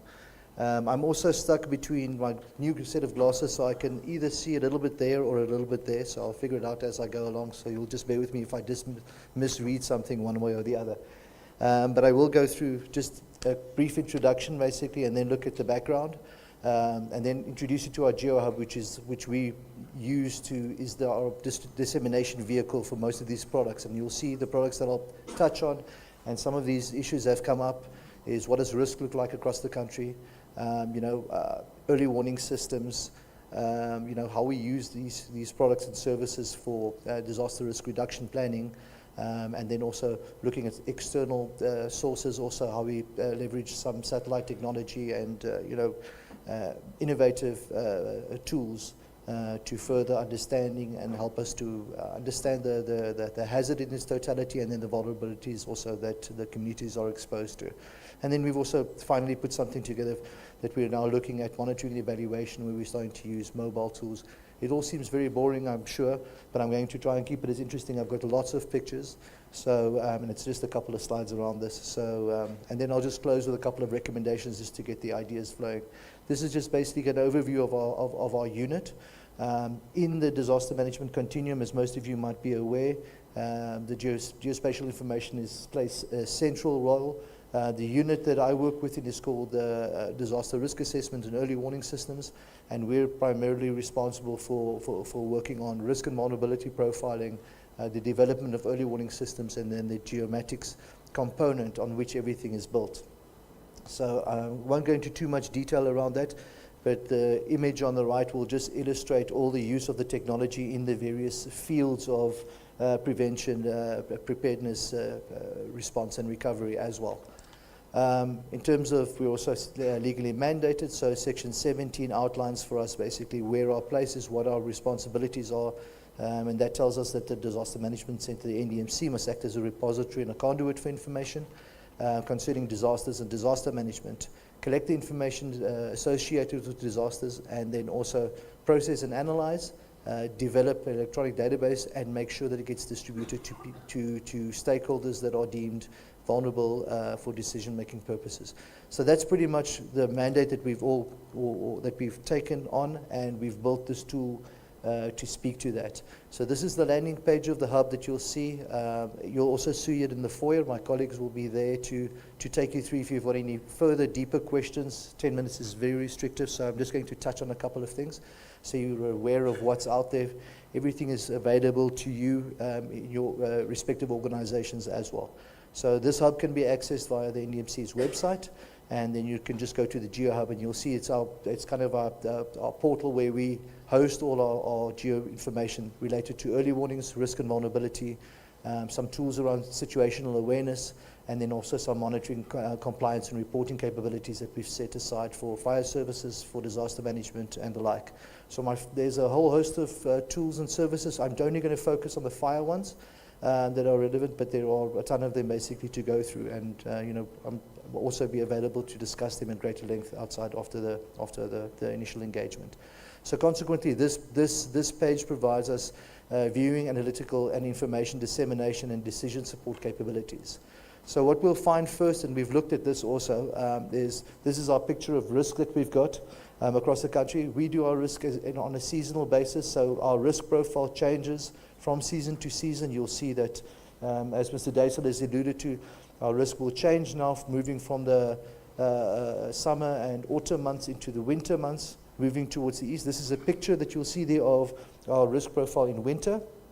This tool is totally dynamic, so what will happen is you'll be able to, let me see if I can, no.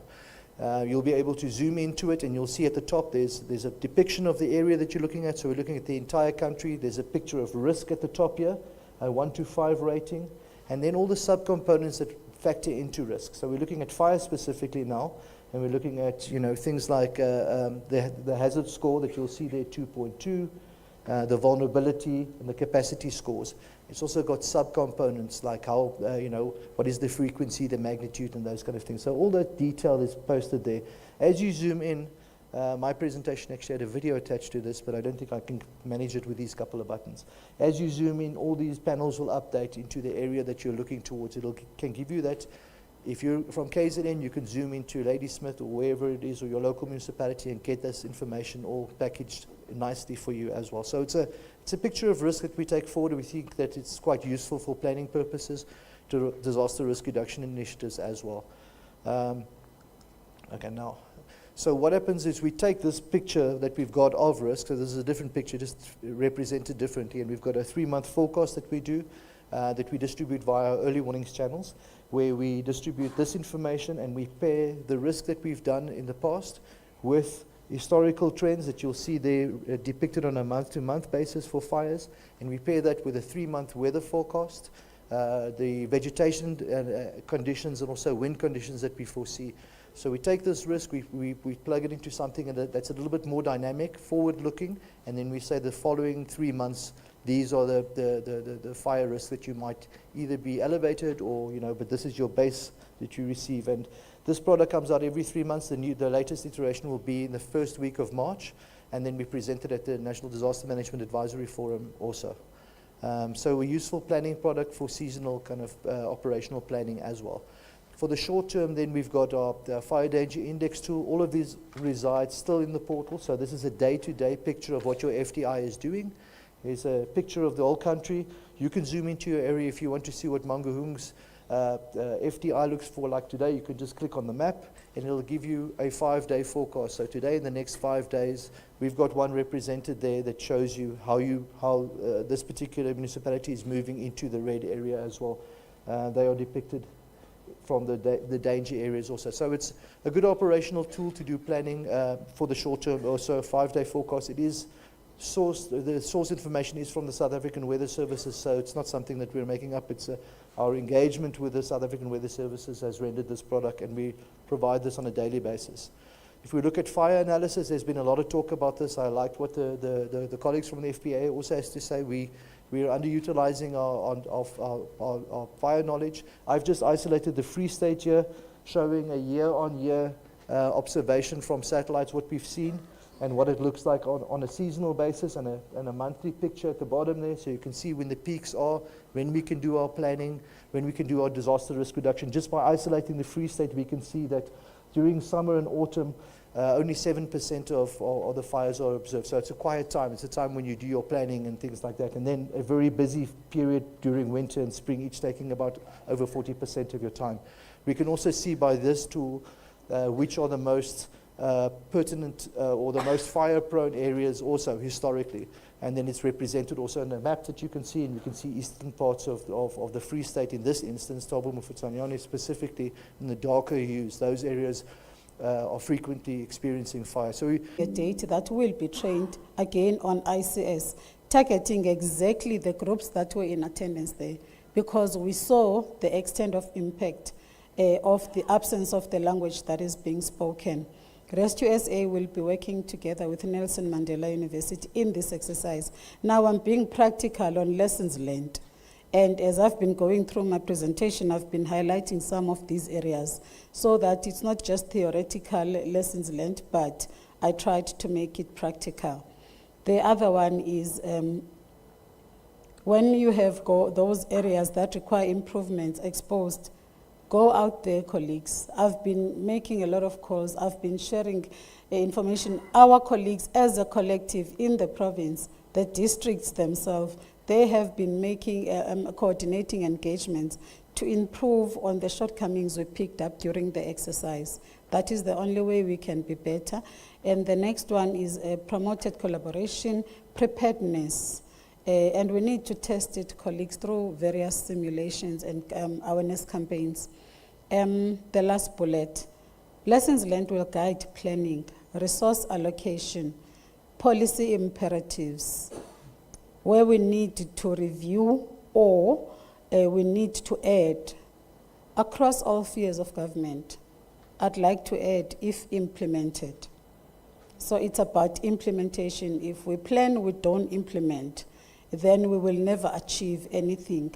Whilst we're continuing with planning, it is critical that we also act, we also do, we also literally do, as in the verb do, for us to improve our capabilities as South Africa. Recommendations, we did not come up with a lot. The presentation itself is talking to a lot of recommendations. The first one is to develop, for each province, we need to have developed or reviewed or implement a ICS at a provincial level. The timeline can be fine-tuned later on if March 2027 is not practical. But we need to adopt at some point and say, as a country, all provinces must have adopted ICS in their protocols as a policy and also as a framework, taking the various facets of the system.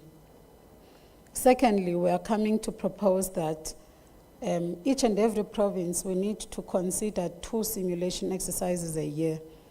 It can be responding to a flood or fire or earthquake, structural collapse, spillages on the road, but it's critical that each and every province, we work as a collective, and so if these 2 could be adopted, so that when we come to the next Indaba, maybe each province would have reported back to NDMC to say, this is how far we have gone.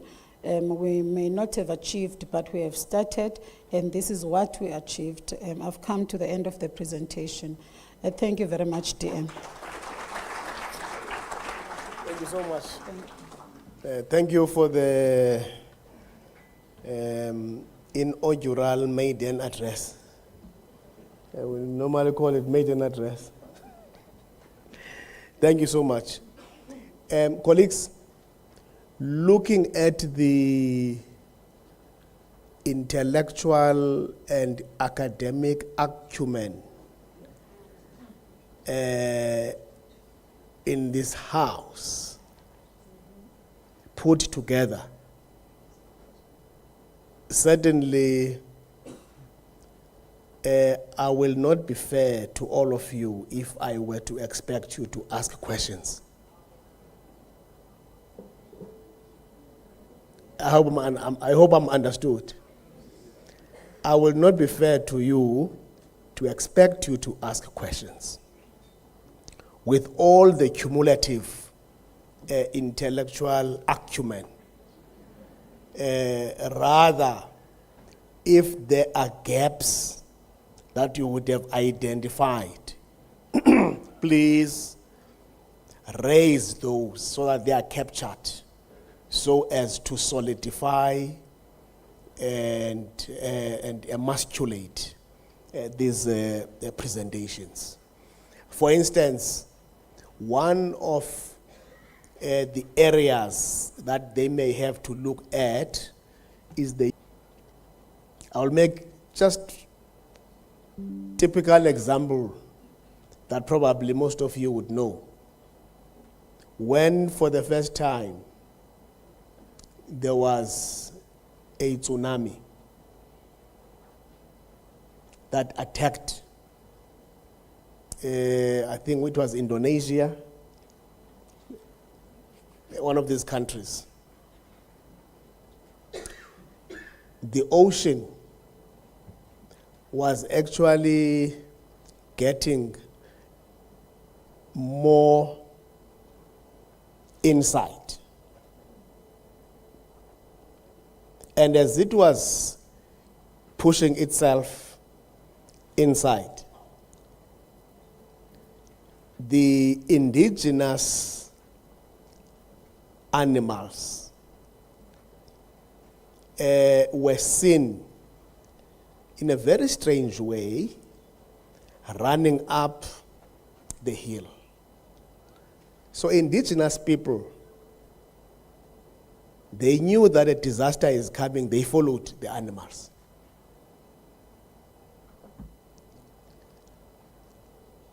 Indigenous people followed.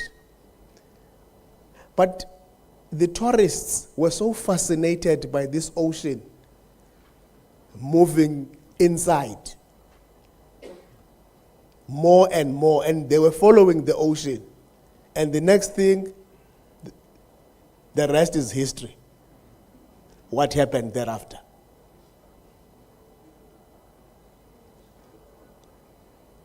So, the understanding and interpretation of indigenous knowledge systems, because those who lived there, they understood that when animals react in a particular way, it tells you that something disastrous, a calamity is going to happen, and they follow.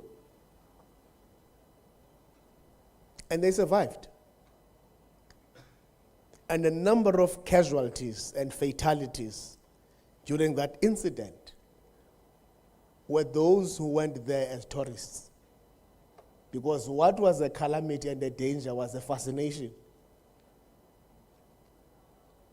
So I think it's one of the areas that we should see how we infuse indigenous knowledge systems as part of the instruments that can be helpful in dealing with our interventions. I was just breaking the ice by making that example. So can I start from this row? Can I start from this row? Those who would want to make a contribution, they will indicate by show of hands. Please, if it has been said, don't repeat it. It will not be more clearer simply because it is said by you. It is still clear. And even if you don't repeat it, you are still as honorable as you were before. Nothing changes. So can I see by show of hands those who intend to make a contribution? That's the first hand. Any other hand? Any other taker? 1, 2, 3, end. You know, some people, they get triggered by listening to other contributions. So that's the end. So it's only one person. Can I get to this other row? 1. Any other taker? 1, 2, 3. So that's the end. Hey, can we give them a big round of applause?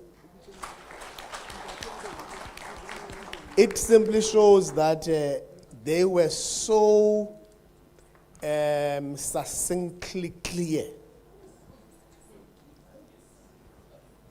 that there is no necessity to ask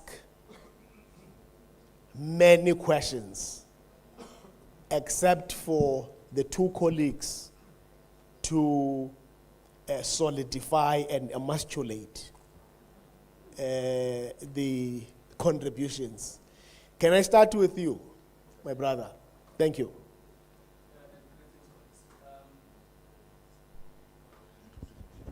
Oh, okay, thank you. I forgot to introduce myself. Yes. My colleague here just reminded me. My name is Rogers Mamaila. I'm representing Transnet Rail Infrastructure Manager. And thank you for the presentation, and you are right, they were succinctly clear. However, I would like to add a little bit. I was, my mind was checked up a little bit by the presentation on the one that plots the different, wildfire systems. I'm saying, with the coming of the new business in South Africa, where Transnet has now allowed or is now allowing private sector to operate in the rail lines, we are going to experience the transportation of dangerous goods in the rail lines that we have never seen before. So with that, my interest is then, say, can't we plot similar type of mapping so that the municipalities will know in advance to say which areas will be transporting these things? We will work with based on the information we currently have. But as more and more business becomes available, we plot those and then so that the resources can be prepared in advance. What we don't want to see is that the incident happened, only then we say we did not know that this type of materials will be transported in this. That's what my interest is in, Chairperson. So I would like to request that if there's a chance somehow, also maybe I take this moment to say, all the fire chiefs that are here, we can somehow maybe start talking about this thing so that we can start crystallizing and understanding this particular challenge. It's a country problem. It is not a specific business problem. Thank you, Chair. Thank you very much. Very clear, precise, succinct. My sister. Yes, you had your hand up. Thank you so much, DM. I would like to take this opportunity and greet our Honorable Minister and the senior officials present here, including you, DM, and appreciate the support that we see coming, especially from the Office of E-Presidency. We are humbled by your support. Maybe let me start there. DM, we honored your request of the jumpsuit at the ERE. I presume you may have received it, sir. My name is Nontlantla Mkwanazi. I'm from the Gauteng Provincial Disaster Management Center, responsible for fire services in the Gauteng province. We are the one who actually were part of the team that deployed to the Eastern Cape ERE, whereby we participated fully with member states, 9 of them. The reason why I'm raising my hand is to say we have realized that there is a serious need for us to align our capacity building interventions and the terminology which HOC alluded to with international standards, one of which is the INSARAG, the International Search and Rescue Advisory Group, which is coordinated through UN OCHA. The ICS which HOC is alluding to, technically globally, is ICMS. It's the INSARAG Coordination Management System, which actually has its own requirements in terms of licenses, accessing information being relayed on the ground as and when in real time. You then get updated on the information that must be sought from the field to identify those who have maybe we have recovered, or those who are still trapped underground, or those who still require rescue. So it's a very complicated system, but not going to dwell much on the operational issues. The point that I'm trying to put so forward at DM is that this user SA01 was established in 2017.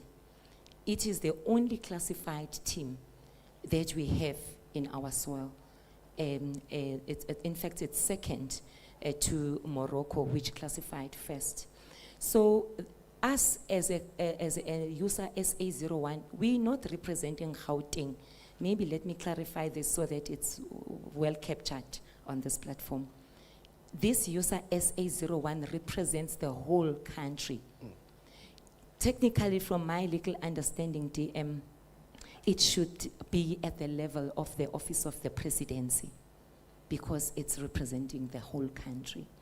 Now, the challenges which we understand, which are mainly as a result of fiscal constraints that we find ourselves in as a province, trying to comply with international standards, which require some mandatory compliances in terms of certain activities that ought to be conducted annually. We found ourselves as Gauteng province having to fund those.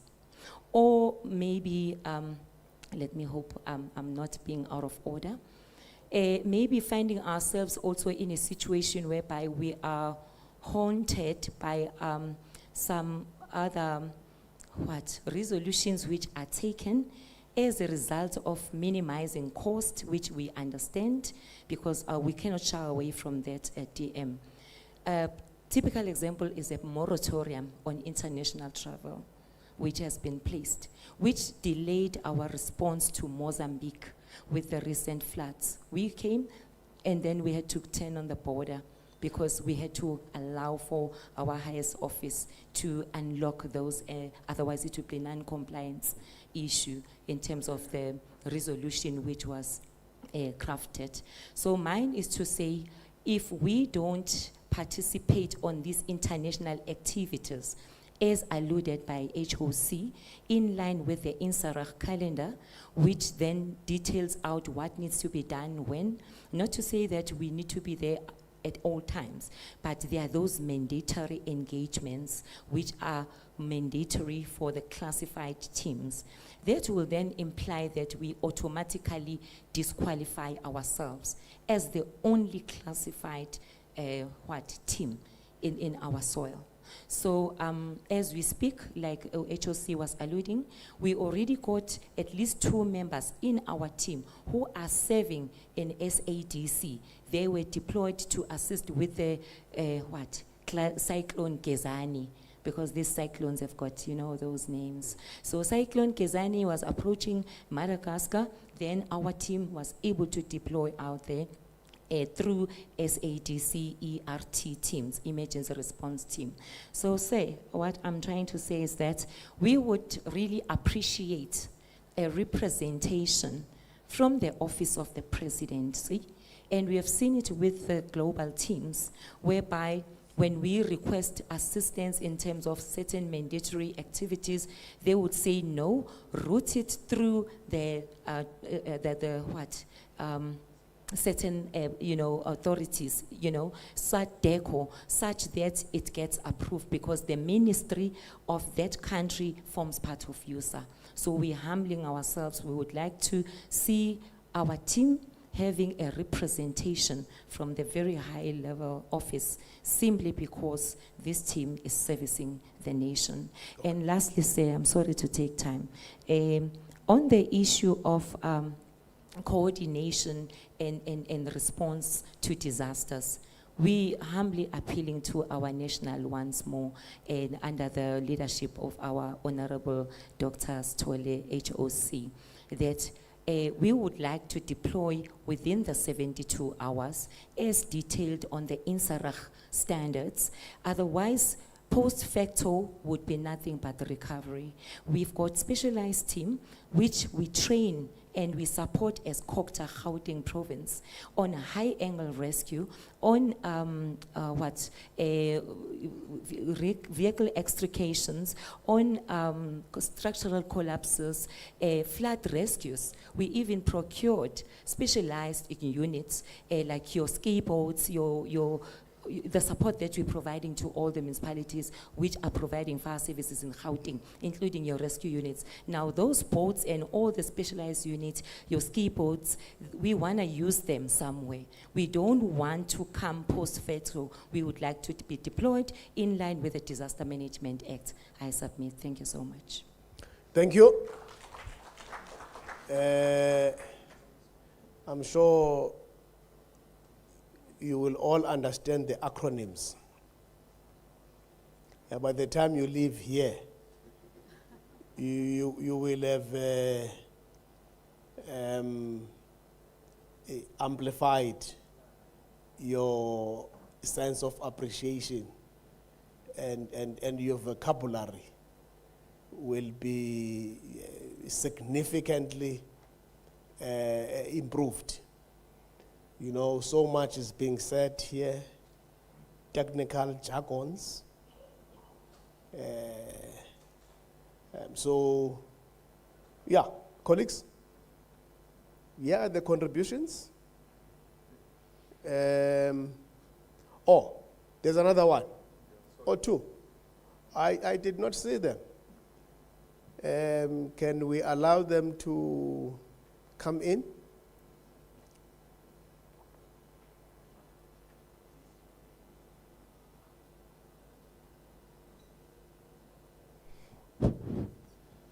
Okay, thank you, DM. My name is Mushama Musia. I am the Chief of Emergency Services in the city of Tshwane. City of Tshwane. Yeah, I see. I'm in charge of the offices where the DM sits at the Union Building. And I see. On a lighter note, I'm not going to make a speech, DM. I think mine would be to try and enhance the recommendations that have already been made by the presenters. I think the last speaker spoke about the recent flooding incidents or a disaster in Mpumalanga, Limpopo, going into Mozambique. I think that for me necessitates two things: that the incident command system or the incident management system should be a national incident management system, because we can see with these incidents that you are not only restricted to Gauteng. You find yourself in Limpopo, you must be able to work with the people in Limpopo or anywhere inter-country. So the incident management system, instead of being a provincial thing, we need to promulgate a national incident management system. Secondly, on the same last speaker, the presenter there, in terms of the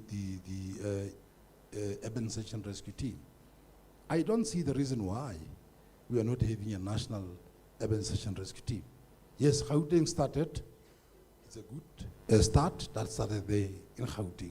But what stops us from accelerating and having a national urban search and rescue team like other countries are having? So I think that is the one thing. And then the last thing from me, I was enhancing those recommendations from the last speaker.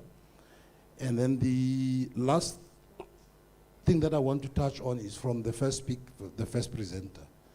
The first presenter spoke about various legislation or various acts, like your Fire Brigade Services Act, your National Field and Forest Fire Act, and so on. So those are very old pieces of legislation that have been overtaken by events. For instance, the Fire Brigade Services Act was promulgated in 1987, during the apartheid era. The Constitution came in 1996. So it's an outdated act. And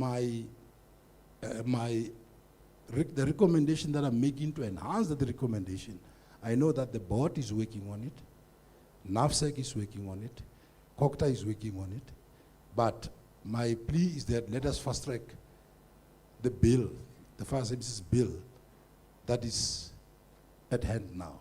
That must be fast tracked, because we can't afford to continue working on such an old piece of legislation, and try to also synergize the existing legislations. The Constitution pronounces that firefighting is an exclusive competency of local government.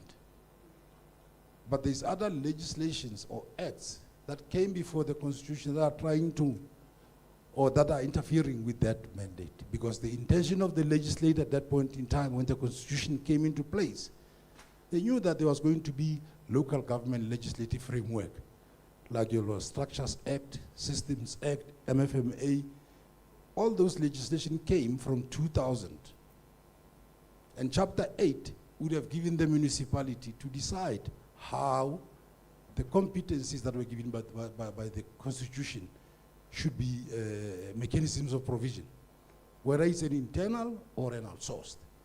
But because of the existing legislation that came before the Constitution, that still remains an impediment. And hence I'm saying the first thing that I would want to recommend is that let's fast track the bill to become an act. And then the last thing you spoke about, whether there are too many responders. There will be too many responders. And that is the lessons we've learned. If there's a fire, people will respond. Whether they are firefighters or not, they will go and try to put it out. I think it depends on us, whether we put in place the coordination mechanisms or instruments in place to coordinate that. As much as there's legislative mandate to say whose mandate is this and that, but people will respond. I think that is a lesson that we've learned. So the sooner we can bring a regulation, that's my second recommendation, the regulation to regulate private, fire services, associations, NGOs and all that are performing in that area. That regulation must come. And that is my plea here. Thank you.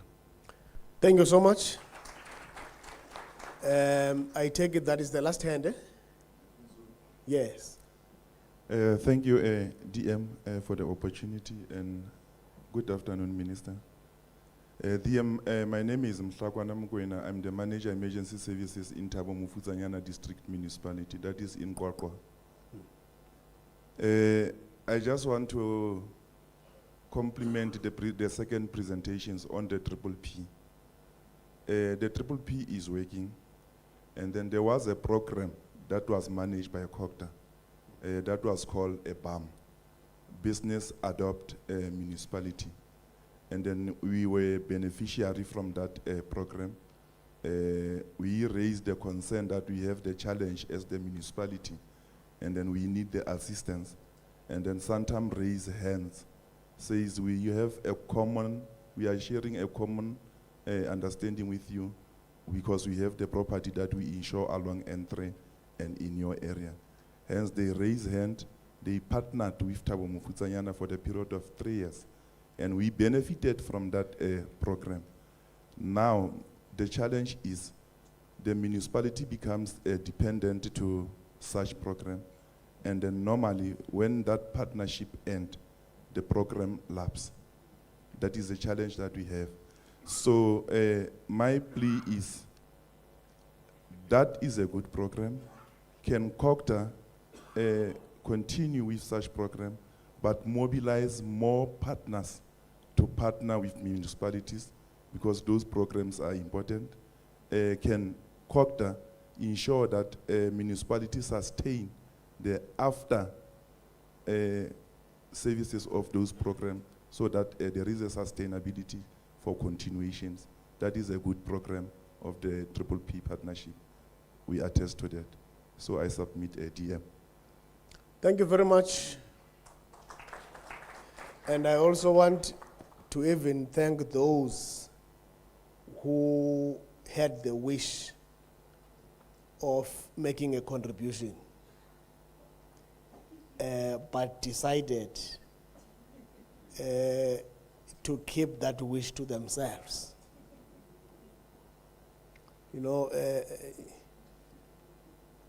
Bulawayo, I attended the strategic planning session of DTA. So one of the contributors said during the question time, DM, I'm faced here with a conundrum.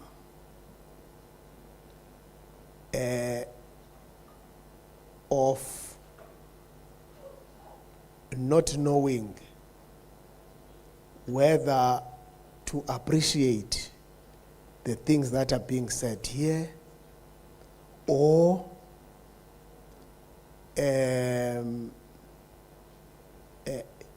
express myself, the level of enthusiasm and all of that. I'm sure you can see that the contributor was not sure as to what to say in that situation. So I then said to the contributor, now I understand very well the situation you find yourself in. That's what we call is the conundrum of the paradox of ambivalence.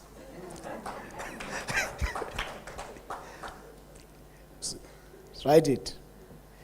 Conundrum of the paradox of ambivalence.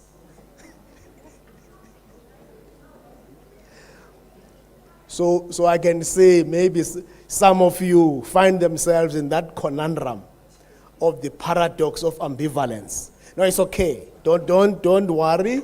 You have been well represented. Colleagues, I think it is now your turn to express your views on the issues, on the contributions that have been made. There's no question. Unfortunately, those who may have intended to ask questions, I have not brought anyone here to bring answers. You must know that in your question there's an answer. You just have to be more radical in terms of your thinking. By radical, I don't mean be confrontational and no. Radical, it means you dig to the bottom.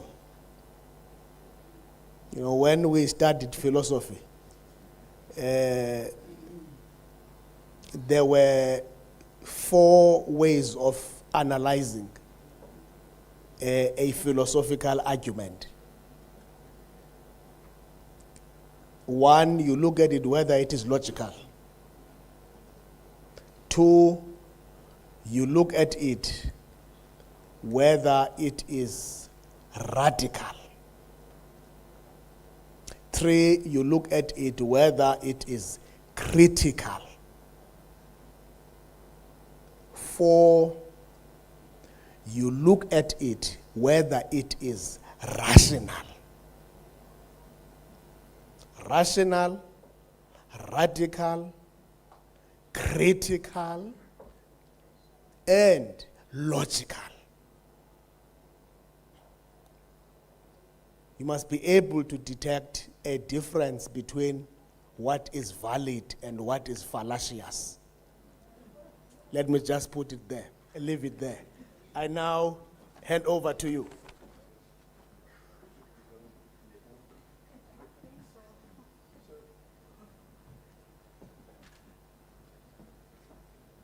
Dear, maybe just on the you know, the points made by Mr. Musia. In the speech of the minister, he was talking about the bill is going to Parliament very soon. So once there's a letter that the minister will sign to say to the Speaker of the House, I am tabling this bill before you. And then the parliamentary process takes its course. And Parliament can look at it in a number of ways. They can look at it and say, there was enough discussion about this, we start with processing. Or Parliament can say, we want more processing, we want to discuss it ourselves. And that process is a parliamentary one. Although the department plays a role in, you know, answering some questions and those kind of issues, even the way the bill is written is parliamentary process. That's how our constitutional system works. And I think the second component that I want to touch on is you, Mr. Musia, you touch on regulation. The existing legislation is still valid. It's a valid act. The fact that it's old order legislation, in yesterday's presentation, my colleague was talking about regulation R153. R153 established how the act was assigned. So regulation in terms of national regulations lies with the Fire Brigade Board and our department under the hand of the minister. But it empowers provincial and local authorities to also regulate. There's nothing in the existing legislation currently preventing the provincial fire service from issuing regulation, or for that matter, your municipality issuing bylaws. The parliamentary process may be quick, it may take some time. But I think it's very important for us to also understand that what has emerged in what what's commonly defined to now as a private service have been existing for a long time. The only difference is it has existed within what is deemed to be the area of operation. AXA is running a fire service, a designated fire service as we speak. Sasol, or Transnet, etc., etc. The designation separated the area of responsibility and the principle of duty to act that currently exists in our law. Within the private services that we are now seeing is that duty to act is grey because there's no area of operation, there's only a client. There's only a client. And that changes the issue. So that's something specifically in the bill that if it's not addressed, we need to look at it. Volunteerism and volunteer organizations and the way in which they operate, the responsibilities that they carry once they act, also needs to look at. There's a number of legal issues, but I think I want to suffice DM by saying that the bill is on its way to Parliament. It's on the legislative program starting 1 March. So very soon that document will be before the Minister for signature and then it would be on its way. Thank you.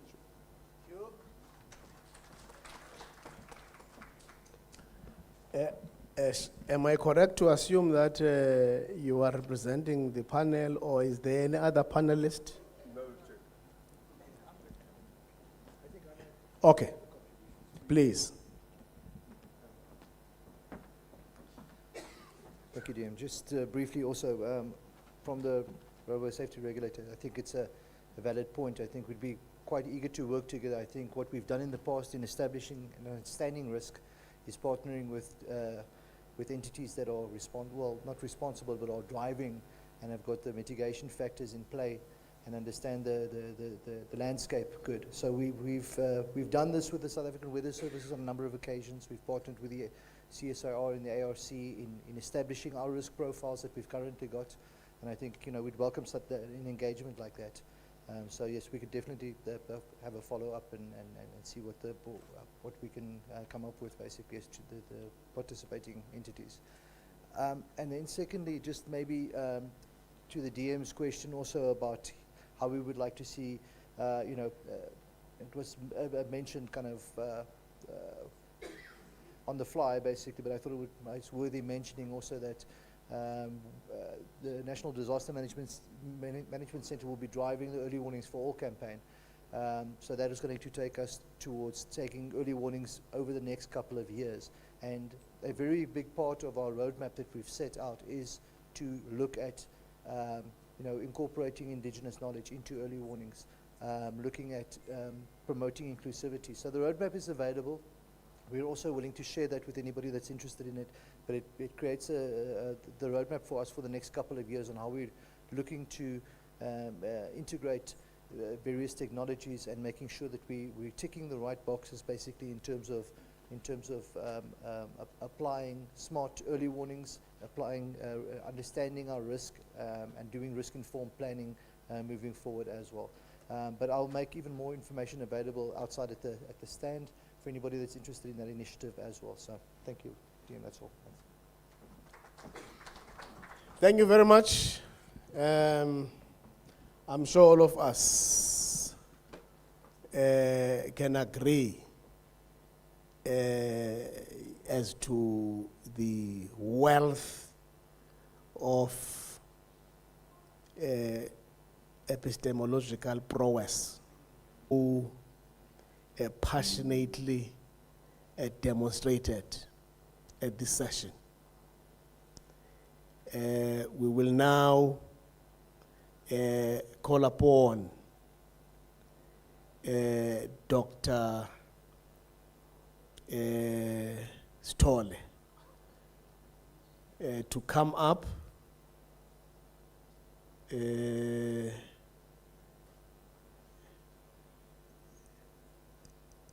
You can see as he walks, he's not an honorary PhD.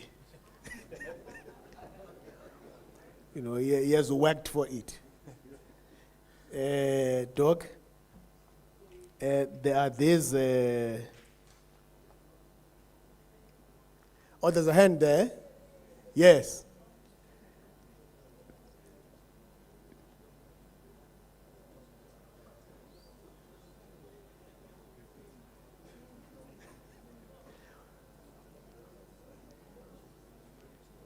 Oh, it's not working. Please, can you assist him? Oh, yeah. Thank you very much.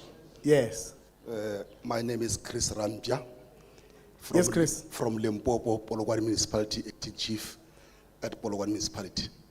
I'm sorry to raise my hand so late. Doesn't mean I don't respect you. I respect you and I respect your program. It does happen. It's Don't worry. just I was busy on my Google checking your languages. So I was busy checking on Google. but now I'm fine. Okay, Chris. Oh, thank you, dear. Dear, I just want to say now I'm starting to talk. That's me. And this is the platform where we need to say everything so that our things can be fine. We don't need to go outside and gossip. Yeah. First of all, I'm a Christian, so I don't want to gossip. You know, we raised this issue last year in Cape Town. We're still raising it in front of our honorable minister. That fire department, these men and women say, we are not happy, and they're afraid to tell you. We are not happy at all, because fire services is dying, is now under disaster management. Tina, we don't want to be under disaster management. That is a fact. You can push us, you can do everything, the constitution, because we want to put bread on the table for our kids. We'll just work, but we are not happy. We are having our own act as fire department. Disaster management, they've got their own act. Why now must we report under disaster management? For example, if you check at the back of your DM, there's no signage of fire department there, but it's a fire in Indaba. They just create something, they read something. I just saw it yesterday. They said it's a logo of National Fire Department. When you go to N1 or N2 or N12, on the road you'll see a helmet with an X. That is a logo of fire department in this country. It was supposed to be there. Not that thing of the red and what they said is National Fire Department. We are not happy. That is the first point. The second one, this issue came yesterday, even today the minister, honorable minister, was talking about it. Maybe I'm lost, maybe I can just get a clarity. They are talking about the board members from fire department. I don't know who's those board members. We don't know them. Or now I don't know them. I don't know 10 year one, or are they going to run 7 years or 2 years or 4 years? We don't know. The bill that they're talking about, or the minister that's going to sign that bill, we don't even see that bill. We don't know that bill, but now it's in the office of the minister to check it and turn it into to be an act. But as fire department, we don't know those things. They're talking about the technical team that is advising the minister. Who chose those technical teams? I was asking one of my chief here outside. He said he doesn't know anything about that. But he's a chief. So we are having frustrations. And if we cannot talk here, we are not doing justice in this country. We're just eating the money for government for nothing. Just coming here with a lot of... Remember, when I'm going back to Limpopo, they're going to pay plus minus 20 to 22,000 for SNT. That money can go and build an RDP for somebody else. Taking that money of the government, the poor, and come and attend here and just keep quiet. I'm not fighting with anyone, but we want things to go straight. If we love our country, why must we report under disaster management? Why? We are a fire department. Thank you. Thank you very much. Colleagues, it is not at every platform where you enjoy the presence of the minister, deputy minister, DGs, and so on. Now, it is always helpful to raise concerns that affect productivity, because we expect people to really do their work in ways that satisfy the citizens. Especially if you raise issues in a respectful manner, as Chris has done. So, I want to assure all of you that you have a minister who has an ability to listen, natural ability to listen. Very patient. He doesn't take an offense when you raise issues, especially if the engagement is characterized by mutual respect. So don't sit there and bottle when you know that there are things that are not good and are a disincentive to your productivity. It's also therapeutic to talk about them. You heal out of that. And there will be no reprisal or punishment. It's all about what Chris is raising. Part of it is about information sharing, communication, and all of that. So I would want to request Job to make sure that we do have those sessions, including any other member of the executive, from the DG and so on, to create that space, listen to everyone, because at the end of the day, we owe it to the citizens. If we are a government that is performing, it's not ourselves who will say we are performing. It's not the audit outcome that will confirm that we are performing, but it will be the outcome of a citizen satisfactory survey that will confirm that indeed we are responsive to the constitutional rights and obligations for which we have been engaged to dispense. Think about it. All of us here, we have the honor of being part of the historiography which underpins a construction and reconstruction of a social order that the future generations will reflect on. When most of us here, we will be graves by that time. Asizawufa. Ndiyabona ukabachitshilizayo abacinga bazofa, sizakufa. We'll all die at the end of the day. But think about it. When you are lying there dead, what will be said about you? What legacy would you want to bequeath to that generation? So we have that duty to make sure that we create that space. But obviously, Bulawayo will deal with some of the issues that have been raised, especially those that have been raised by Chris, in terms of the approach going forward. Now, colleagues, we've got these. These are just tokens. Job had told me that they are aware that my honorable panelists,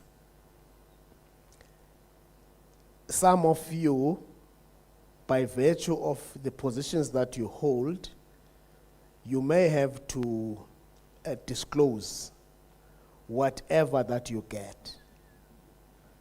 Even if you are an ethical enthusiast. I hope you understand me. Even if you are an ethical enthusiast who is a paragon of moral uprightness, such that you would want to declare anything and everything that you get. They have prepared it in such a way that even if you had that enthusiasm of declaring, you find it very difficult to declare because there's nothing to declare. So, Doc, I hand over to you. No, PM, I'm giving to you, then you can do it. Can we?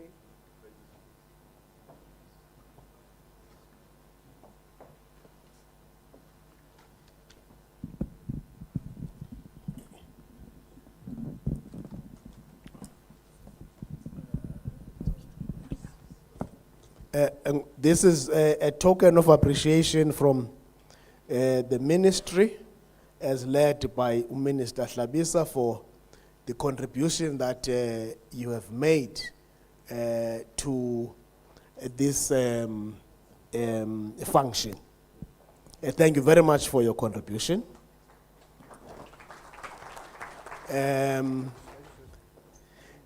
Ladies first. Thank you so much. This is just a small token to say thank you for your contribution. Thank you. Indeed, this is just a token to say we are grateful for your contribution.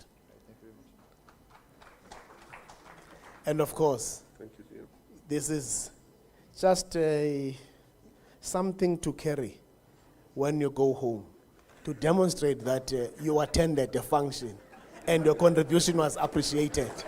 Thank you so much. Yeah, is the award of the certificate now? Now, colleagues, we have the honor, singular honor and privilege to request our honorable minister to ascend. In fact, Ngoja, I think you may not even have to ascend, but to hand over certificates of recognition to those who have so dedicatedly served the sector for such a long time that sometimes they would be mistaken to the furniture of the institution because of your long service. I have not been given the names, but obviously it will be good to have the names of the recipients. Or rather, let me, is this a? I'm going to present it. Okay. You know, there is what is called a division of labor. Yes. Yeah. We are now getting to that stage. Yes.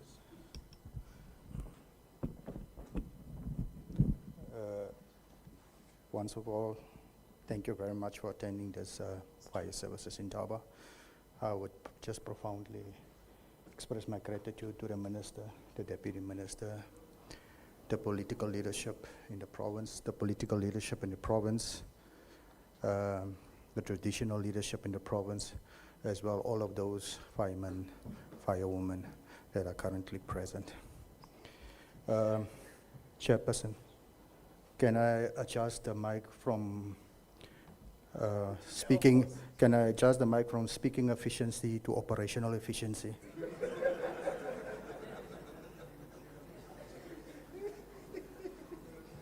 I assume that I can. All right. Thank you very much. All right. Sorry, if you think you're going to leave now, I've prepared a 16-page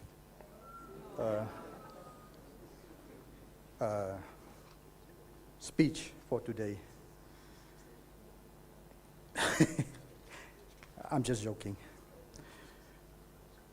Honorable Minister, as in your speech, and Deputy Minister, as in your speech, you touch on the lives that were lost during the 2024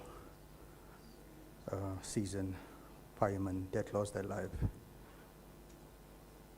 As a fireman myself, I would like us to honor those individuals that have fallen before we award this prestigious events to those that are currently in the living.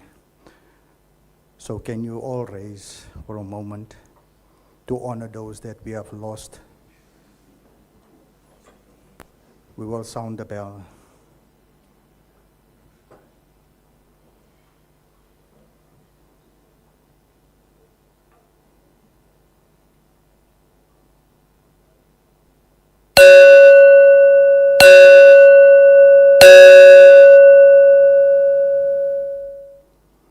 I thank you.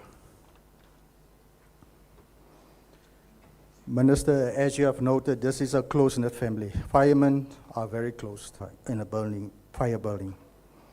So with that dedication, today I would like to honor those personnel that prove, that serve, that put their years of service and sacrifice in immense pressures. Currently, we serve in a time where resources are scarce, personnel are limited,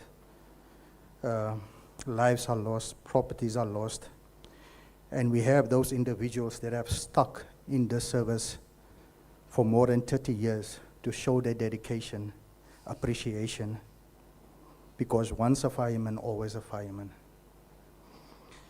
So this years of service is not just merely measured by the time, it is truly measured by the testament of their resilience, their professionalism, and their duty to serve their community and the greater community in South Africa. I personally, I salute you. The awards in recognition of outstanding commitment in long service, 30 years plus, in the fire services, Free State Province. The first recipient, I have served with these individuals, under them, with them, in fires. So, Mr. Allen, would you please come forward?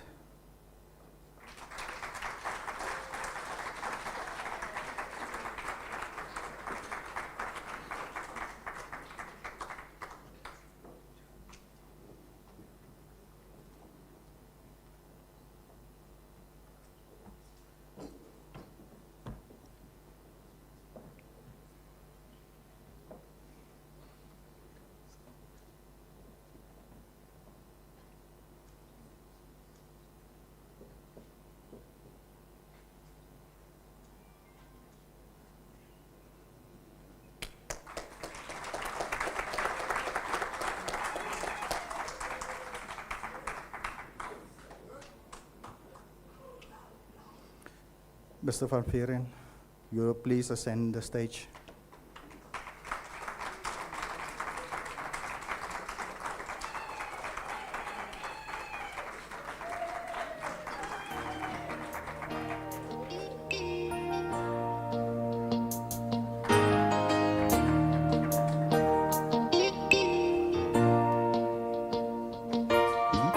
Baby, there's a promise of love we swore we'd always keep. God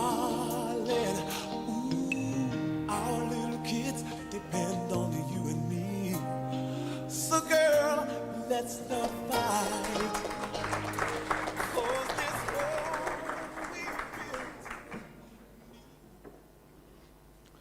The next award will be to my friend who we started together in the fire services. And Tate Matinga, please ascend it.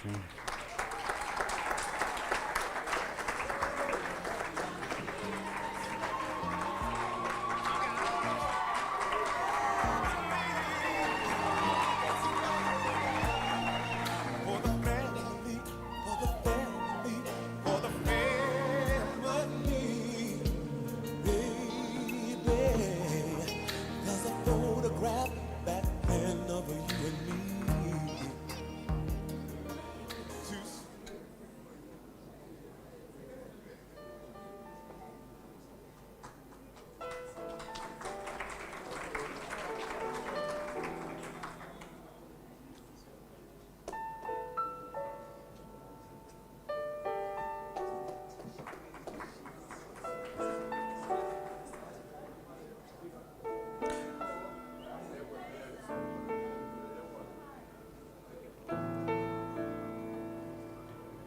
Can Chief Masukela please ascend the stage, please?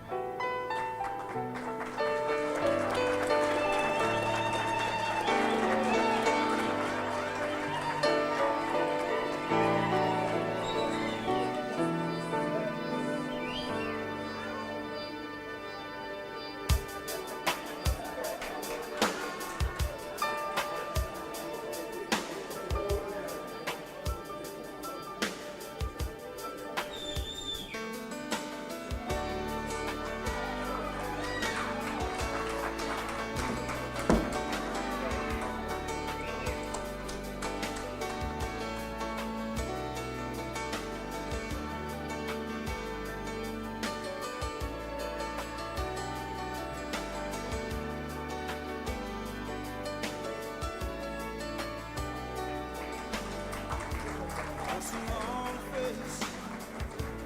What's all the crying for? Did you expect it Tumani, okay. when you opened your door? Tumani. Are you? Chief.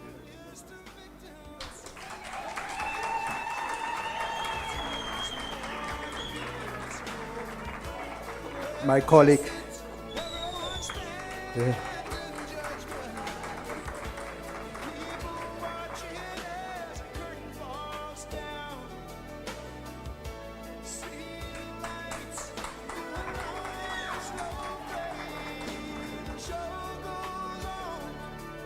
And the sad sisters go walking on.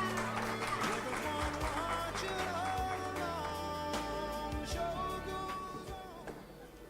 As the old times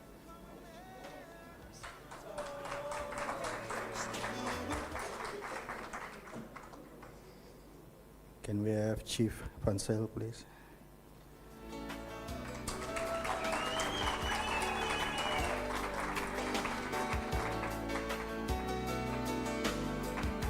Some say she's alright. Some say she'll never learn. Some rush into thanks. Some stare and wait their turn. I've been here all along, standing here all this time. But you never notice that the same tired flames burn. From where I sit, everyone stands in judgment. Everybody watching as the curtain falls down. See the lights go along, slow fade. The show goes on. Janse van Vieren. Blom. Kom Blom.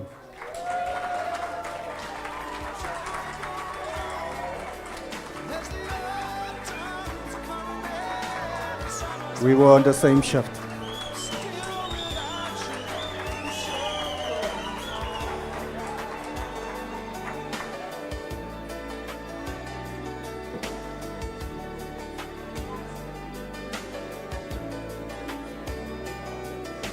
Time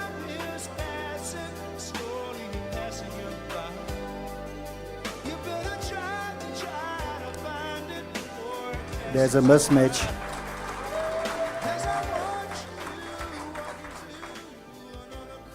There's a human imperative mismatch there with the chairperson. All right, can we have Boot? Oh, Booty.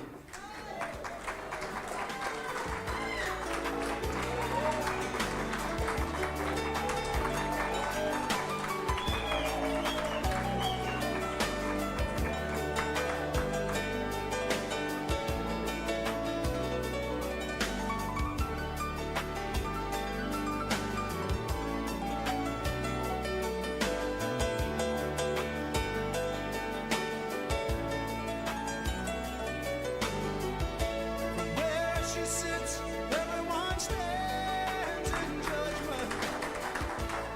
Everybody watching as the curtain falls down. Kan ek asseblief 'n Penny kry asseblief? Penny?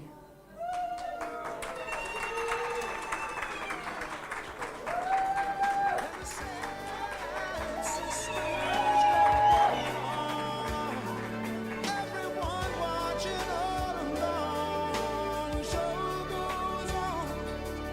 As the odd times come and the summers are gone. Still without you, the show goes on.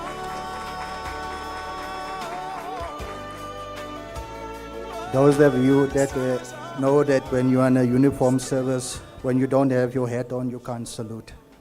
So the respect is given by the hand.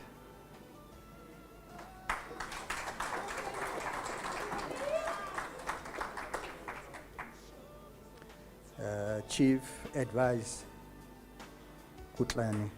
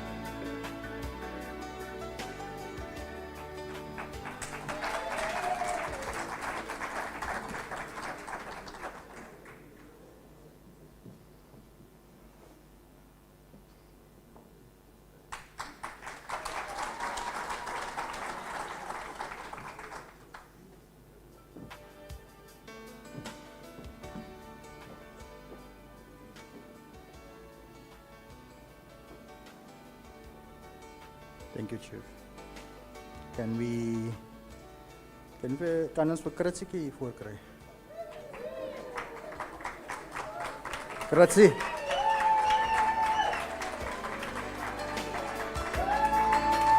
Jou eyster.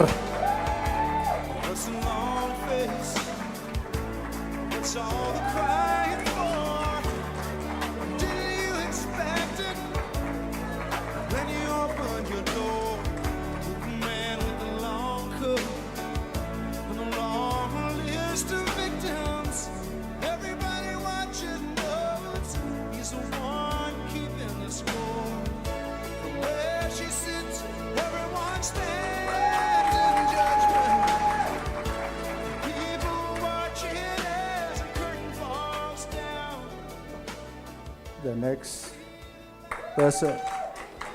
The next person, we will call it in absentia, just to honor his name. He's not here today. Is Mr. Adams.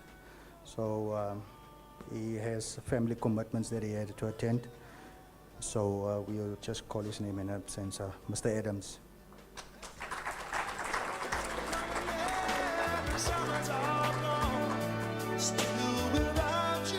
The next one is a very special person.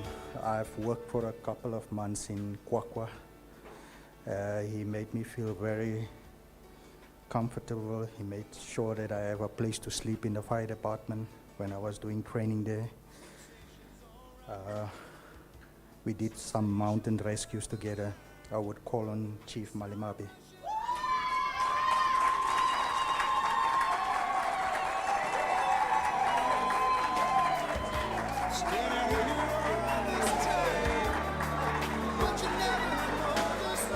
Let the same tide flame burn. From where I sit, everyone stands in judgment.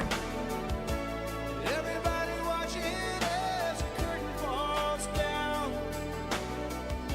See the lights do a long slow fade. Show goes on, and the sad sisters go walking on. Everyone watching all along. Show goes on. I salute you, Chief.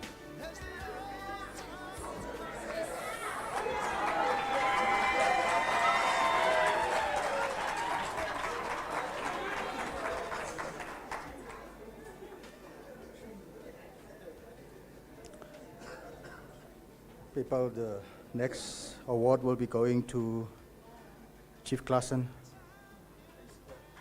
Guiding light.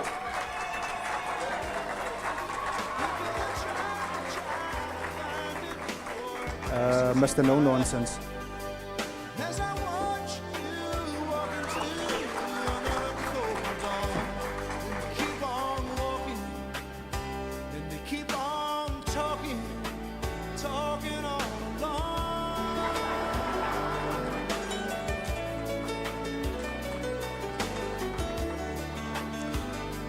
Program Director, Mr. Klassen, is built for operational efficiency.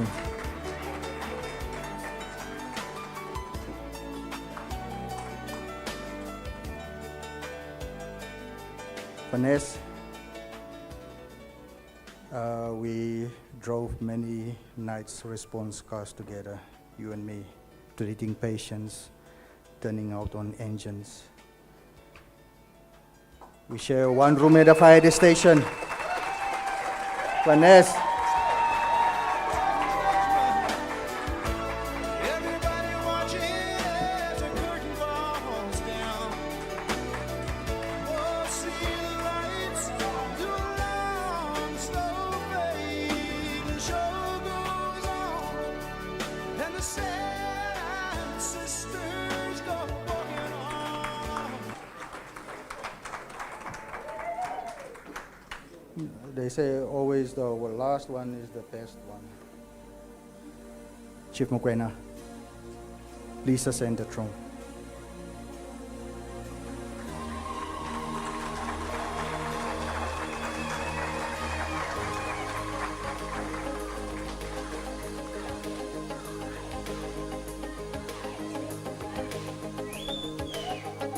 Every generation blames the one before, and all of their frustration. Your leadership, this is the individuals that have showed a testament of resilience, professionalism in the wake of adverse working conditions. They stood to honor the people that they served. I salute you. Oh, crumpled bits of paper filled with imperfect thoughts, still to conversations. I'm afraid that's all we've got. You say you just don't see it. He says it's perfect sense. You just can't get agreement in this present tense. We all talk a different language, talking in defense. Say it loud. Can we quickly have two chairs on the stage? Thank you very much.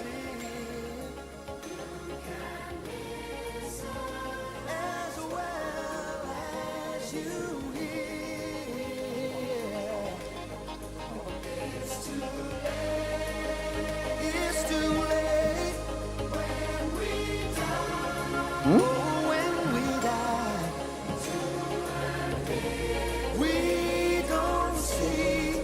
eye to eye. So we open up a quarrel. Can we have more chairs, please, so that everybody can be seated? It's just for a photo formality.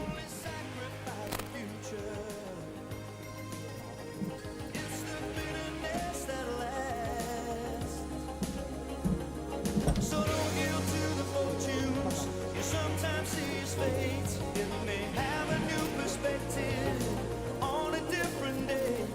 And if you don't give up and don't give in, you may just be okay.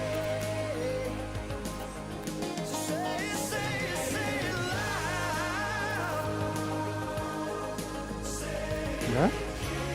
Oh, say it clear. As well as you hear, because it's too late. It's too late when we die. Whoa, when we die.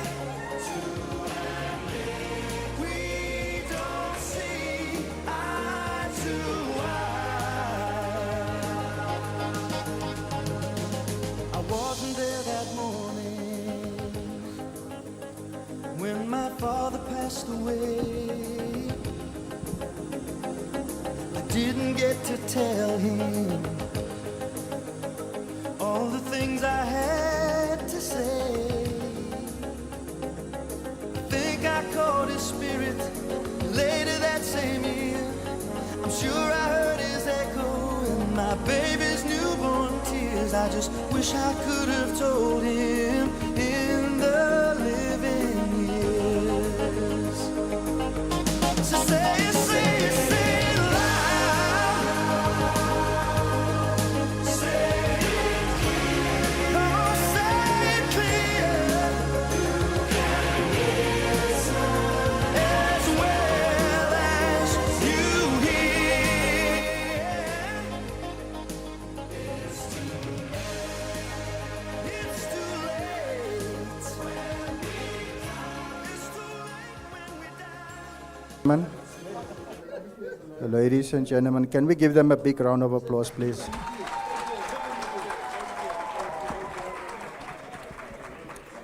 I'm sure the next fire in Indaba within the other provinces, we will have the same awards being handed out, and then we will recognize you in that same. Program director, the mic has been adjusted to efficiency. I'm finished.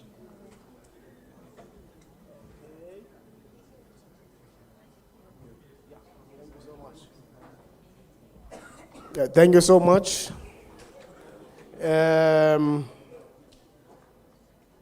Colleagues, we are now going to request our esteemed royalty to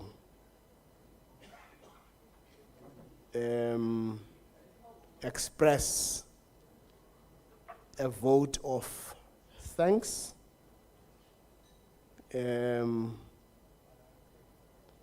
so that we can then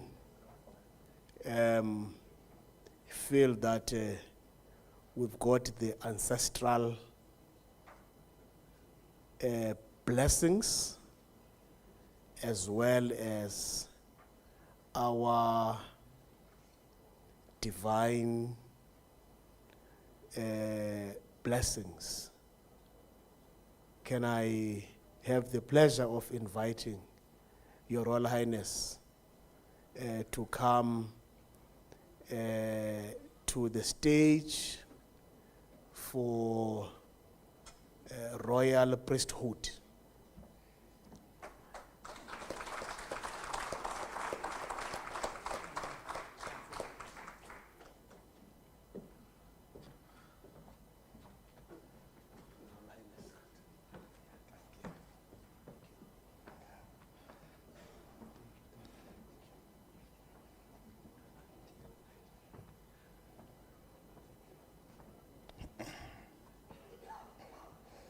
Ke a leboha motsamaisi wa mosebetsi. Ke o hlomphe mme ke hlomphe Honorable Hlabisa, Minister wa rona wa COGTA. Ke hlomphe le deputy ya hae Ntate Prince Ngamashi. Ke boele ke hlomphe marena o hlateng kwano. Ke hlomphe premier ya province ya Free State bosiong ba hae, MEC ya COGTA. Ke hlomphe mayor wa Mangaung Metro Municipality. Ke hlomphe le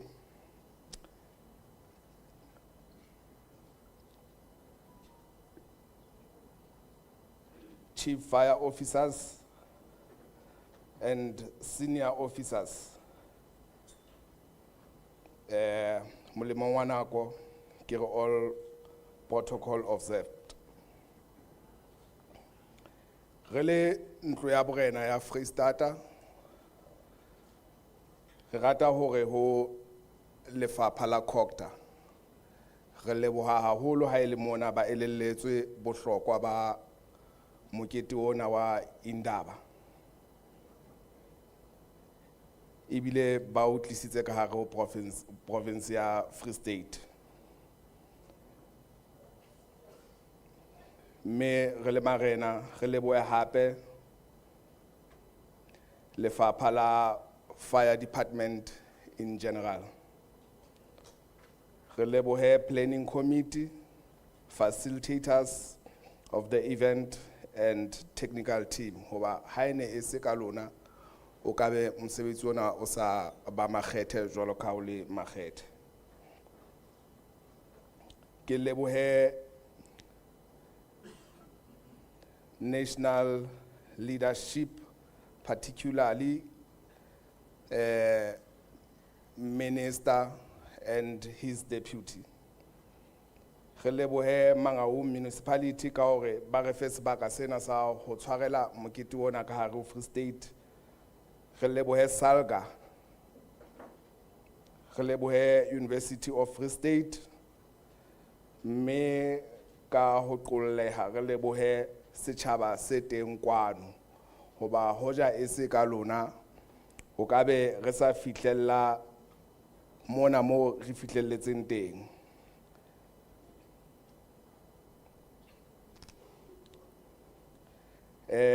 Bembaka ke ka re ho lona mosebetsi ona wa Indaba ke mosebetsi o moholo o e leng hore tsamaisong ya ona ho ba le diqeto tsa ntshetsopele, mme diqeto tseo tsa ntshetsopele haeba re sa di ntshetse pele e tla ba re bile le kopano ya dipuisano tsa lefela, mme re ka thabela ha diqeto tse nkuweng ka hare ho kopano ena di ka ntshetswa pele.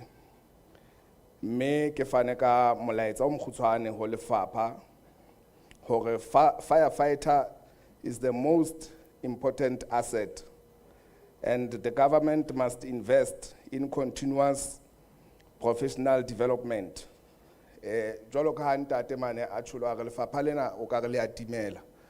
Jwale re ka thaba ha lefapha la COGTA le ka netefatsa hore lefapha lena ha le timele hoba mollo o tla dula o le teng.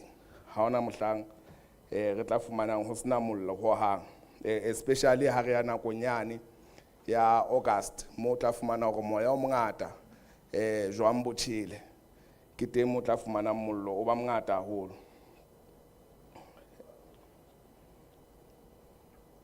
Mme e se ka lefapha le ka sheba dikamano tsa private public partnership e le ho netefatsa hore municipalities prioritize fire services, especially in rural areas.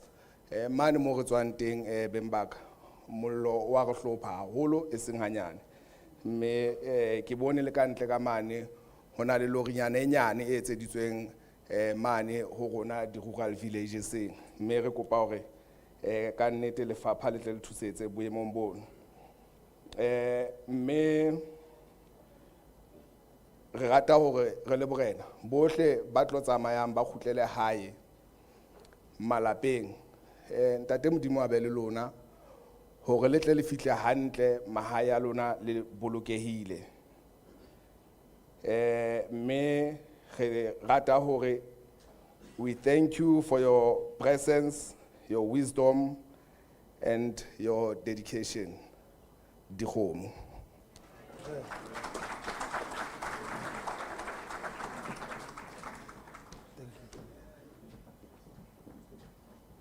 Wow.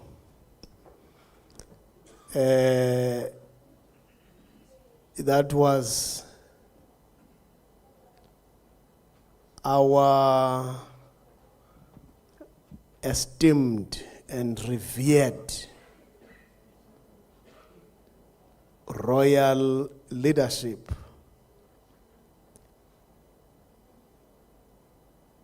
emerging from the consanguinal tapestry of strong hereditary pedigree.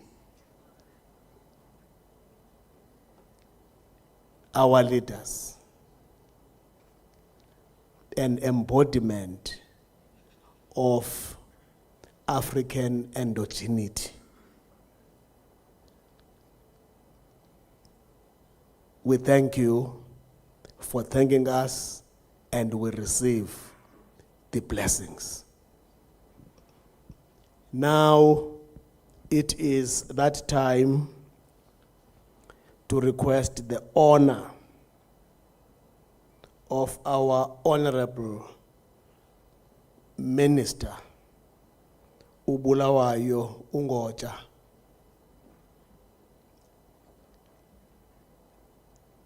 a teacher par excellence,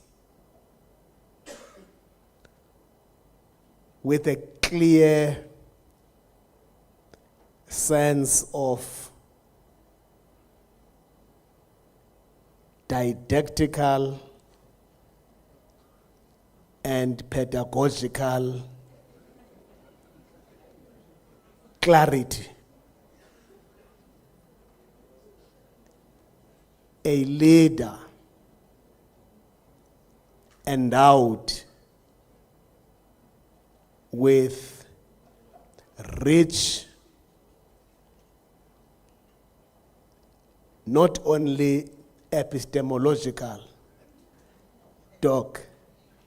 but also ontological prowess. I now call upon our minister, Bulawai, to give us the closing remarks.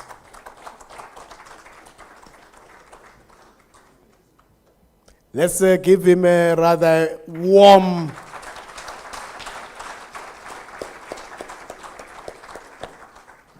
God.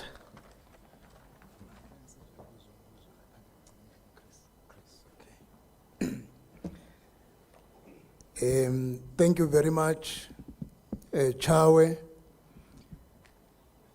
I'm aware of the time, but Chris raised a critical question, and he also sounded very emotional on the subject. I firstly want to request Dr. Stolle to come and respond. I can only add where I feel there is something missing on the matter that you raised, Chris. I was told.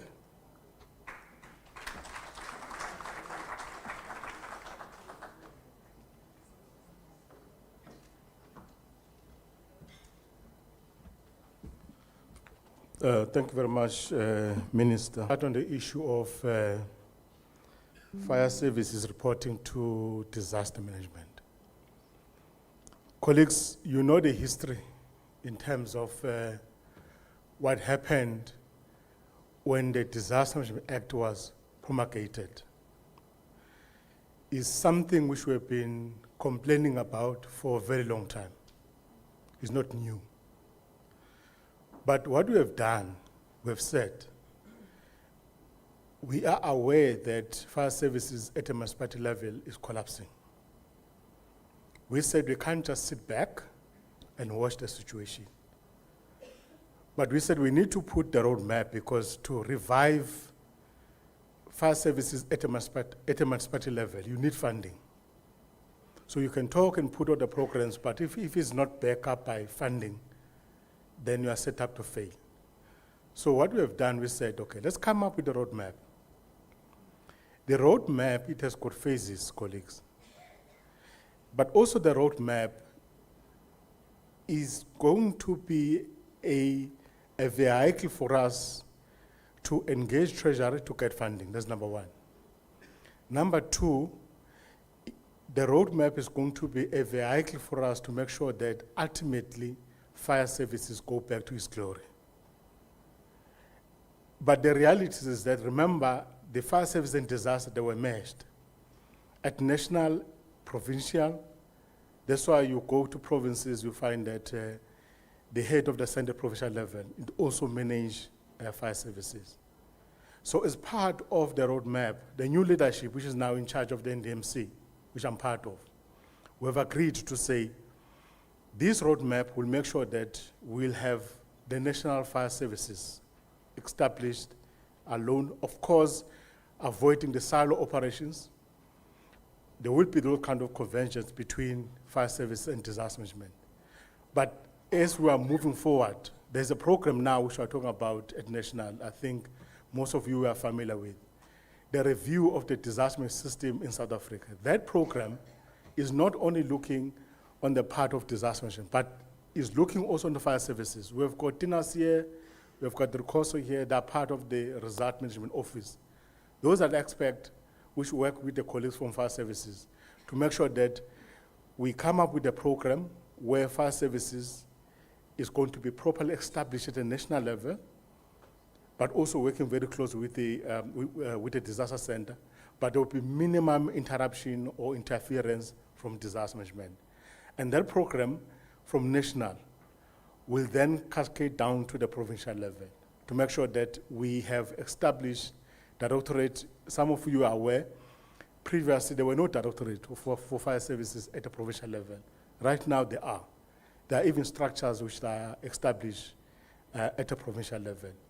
But the team have been working tirelessly to make sure that ultimately there's a funding for fire services, but also is well capacitated at national and provincial level, because that will translate the full capacity at the local government level.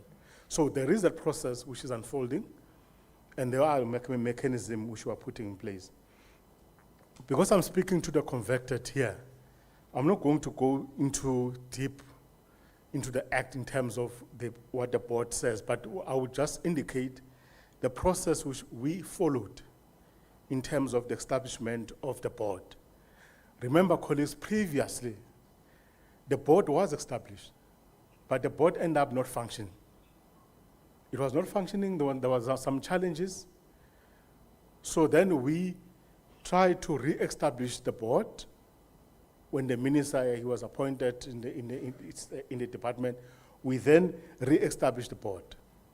So what we did, through the minister, the chairperson of the board, he wrote then to the premiers to nominate members of the board, which will ordinarily be the MECs. Now, in that board, you do have MECs which were nominated by premiers to come and sit as members of the board. But there are other members who are also part of the board as well. Some of the members are sitting here. Tatamkwen, we are part of the board as well.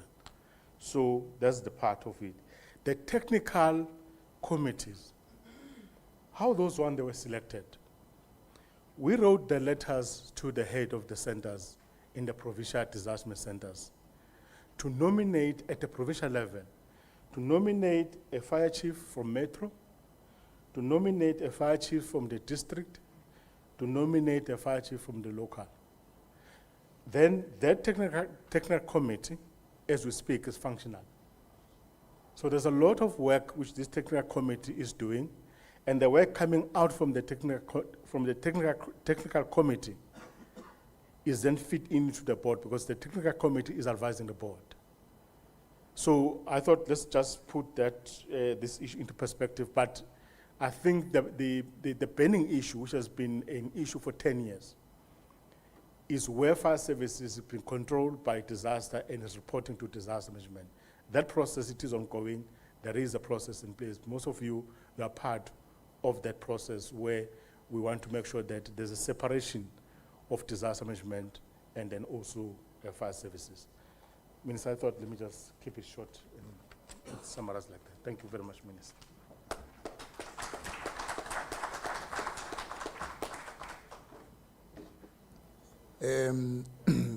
Thank you very much, Dr. Stolle. But what we can also do, Chris, because I think you are coming from a group of other people with a similar feeling.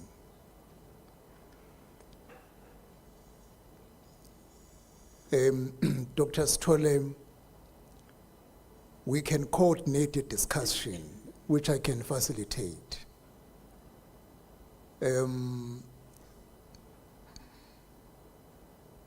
With Chris, we can talk after this session, but through Dr. Stolle.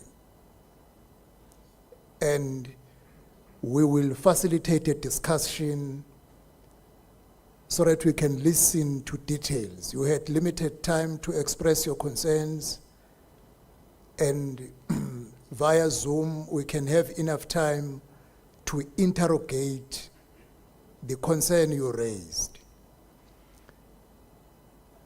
At some stage, National Disaster Management Center have a feeling that they become a standalone, not under COCTA.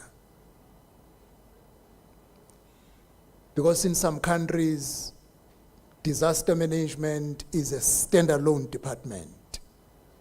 A similar feeling which fire services is expressing through Chris. And then sometimes, therefore, you need to choose between having many departments with many financial implications, or all entities dealing with disaster. You make them housed under one department, but with clear, different roles. We can take the discussion further. And also with the assistance and contribution of this man and a lady whom we have been recognizing here. 30 years experience is not something that you can take lightly. They have amazing experience they can share in how to ensure the roadmap to 2030 delivers what can be the best for fire services. When I was looking at all of them, I was crossing my finger that there must be a woman amongst them. And exactly she came. But when I was looking at them, I think we would need to give them collectively, not individually, a big round of applause for this reason. No, wait. No, listen to me why. For this reason. They can share amazing stories, but sometimes painful stories. Because over these 30 years and above, they have witnessed people dying in front of them, and there's no way to help. Because it doesn't mean if you say, I can lay down my life to save people, you should blindly enter into the fire. It doesn't mean that. If you reach a point where you say, we can't do anything, it just becomes that point that you can't do anything. They can share those stories. They can share stories where some of their members perished. And they did not. And those are painful stories. And I say, we must give them, when I say so, a round of applause once again, because this is what we must see for firemen, seeing them contributing for many years and eventually going to pension. When people choose this profession, it should not be a profession that will die along the way in the name of service. It shouldn't be that case. It should be, we will be contributing, serving our nation until we reach a stage where we have to go home. And thank you very much for this long service and all the sacrifices you went through, and you really deserve a joint round of applause for the work that you have done. Let's give them a round of applause.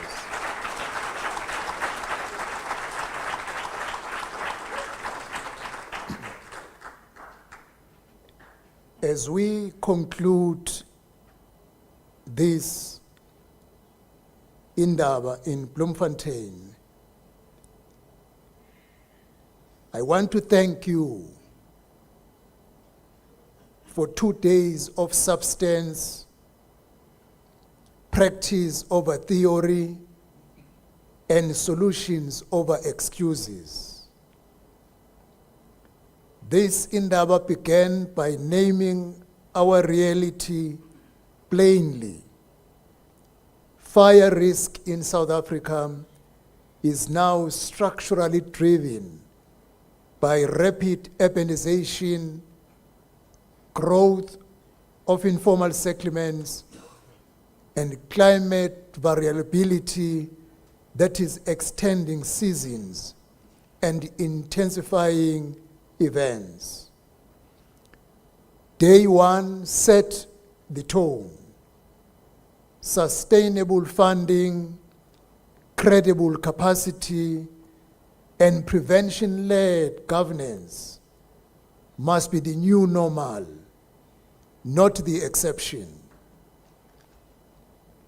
Last night at the gala dinner, we secured a simple compact with the private sector and social partners. Collaboration is not an optional extra, but it is the multiplier of resilience. And today, our plenary and technical sessions, we move from philosophy to operating models that can be implemented as soon as possible. Out of this Indaba, 3 concrete advances emerged. Firstly, partnerships that are designed for the public interest. We were reminded that South Africa does not have a fire expertise problem. We have seen a system alignment problem. And as a result, the clear message is that public interest partnership can close that gap when authority remains within the state. And when outcomes are explicit, governance is transparent, and community safety is the ultimate metric. The sector's message was clear. This is not privatization. It is structured collaboration to unlock capacity, technology, training, and risk intelligence where municipalities are thinly stretched. Second, the tools exist and we must use them. The National Disaster Management Center demonstrated a full geospatial decision support stack ready for embedding into daily routines. The call to action has been unambiguous. Train officers on the portal, standardize incident reporting, run dashboards in jogs, and align pre-season risk maps to municipal disaster risk reduction plans. And thirdly, there is evidence that partnership deliver results. We saw practical Eastern Cape example where Eastern Cape, Cocta, and Santam were training fire safety officials. This was a clear demonstration that when we partner, we can get more. We also heard about a CETA bill provincial application that can create a common operating picture and how the province's first UAR's operating certificate enable drones for search and rescue, damage assessment, and wildfire surveillance. This is what capacity, innovation, and resilience look like when partnerships are governed well. Colleagues, this Indaba also reaffirmed the foundations we set in the roadmap to 2030. And in this morning's addresses, the Fire Brigade Services Board is back to drive the national coordination and standards as we responded, Chris. This is after a period of 17 years when the board was not effective. And we're trying to get the board off the ground on the road to 2030. The draft fire services bill is in the pipeline in order to modernize mandates, standards, and funding architecture. And our pivot is unequivocal from reaction to prevention. The measure of our success will be fewer funerals, fewer families displaced, and fewer livelihoods lost. So we will close this Indaba with 5 immediate commitments that transform discussions into delivery. 1, institutionalize public interest partnership. 2, operationalize the National Disaster Management Center Geospatial Toolkit. 3, scale what works from the Eastern Cape pilots. 4, lock the roadmap into provincial recovery package. And lastly, 5, legislation with urgency and clarity by ensuring that the Fire Services Bill see its way to the Parliament and eventually get approved. Let me end, therefore, where we began. The Gala dinner reminded us that the cost of response will always exceed the cost of prevention. And prevention is built by people who choose cooperation over fragmentation. Fire does not distinguish, neither should our resilience. If after this Indaba, our dashboards are on, our MOUs are signed, our training calendars are full, our volunteers are recruited, and our stations are benchmarked and improving, then we will have honored those we lost, supported those who serve, and made communities safer. I want to thank in absentia the Premier of this province, as well as the COCTA MEC for hosting this Indaba. Thank you, National Disaster Management Center team, for coordinating and convening this Indaba. Special gratitude also goes to SALCA, FPAS, Supporting Fire Services South Africa, SANSA, CITA, our insurers, and all partners who showed up with solutions.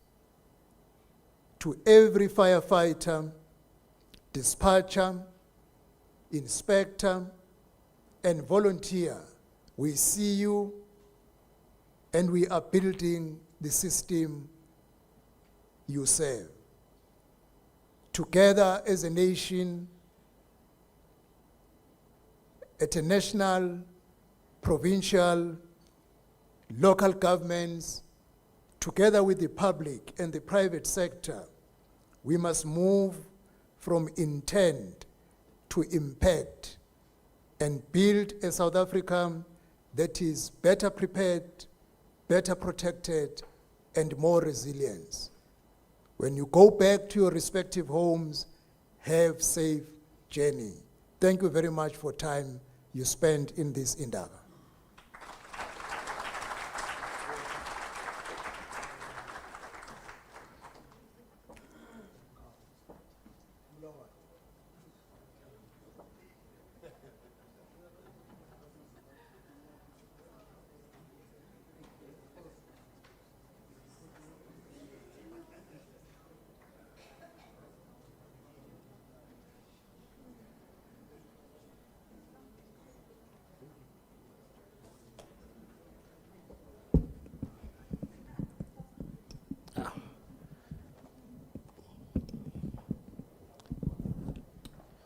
Sengiyabona ke ngcamana ukuthi hawu ifoni yakushiya hawu wena wendlovu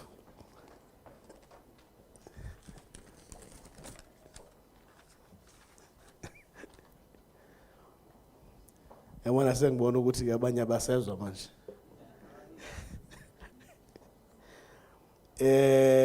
colleagues, that then marks the end of our Indaba.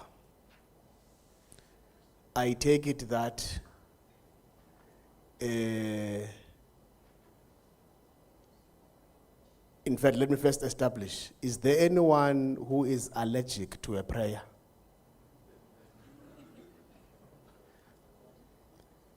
Can I establish? There's a hand back there.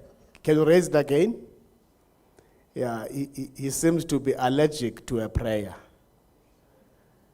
Well, just allow us to do that prayer.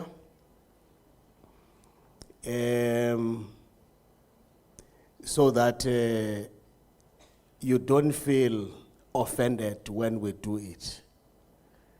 With humility, we make that special request. Can I ask everyone to stand so that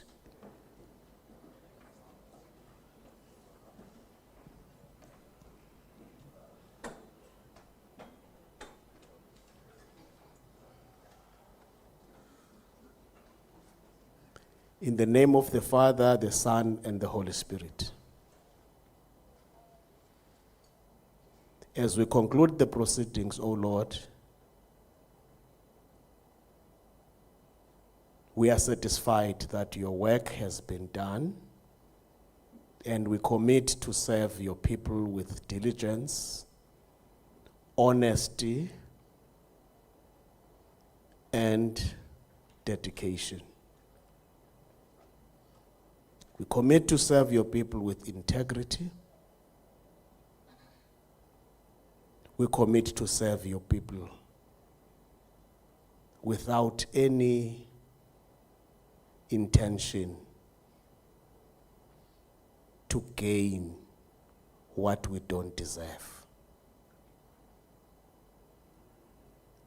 May you be on our roads. Bring down your angels to protect all of us, especially Raphael, the angel that is always protecting people against accidents on the roads. We ask you, O Lord, to stay at our homes, revive, regenerate, and rejuvenate our spirits, so that as we assume our duties, we assume them with great enthusiasm. We ask all of this not because we have any demand, but we trust the grace and the mercy of your Son, Jesus Christ. As we depart, may you bless all of us in the name of Jesus Christ, our Lord and Savior. Kulowo unako ukusigcina singena chaphaza la sono, makubekho kuye imbeko nozuko. Ithi intsikelelo kaThixo uyise, unyana nomoya oyingcwele ihlale phezu kwethu sonke ngoku kude kube ngunaphakade. Amen. Nkosi.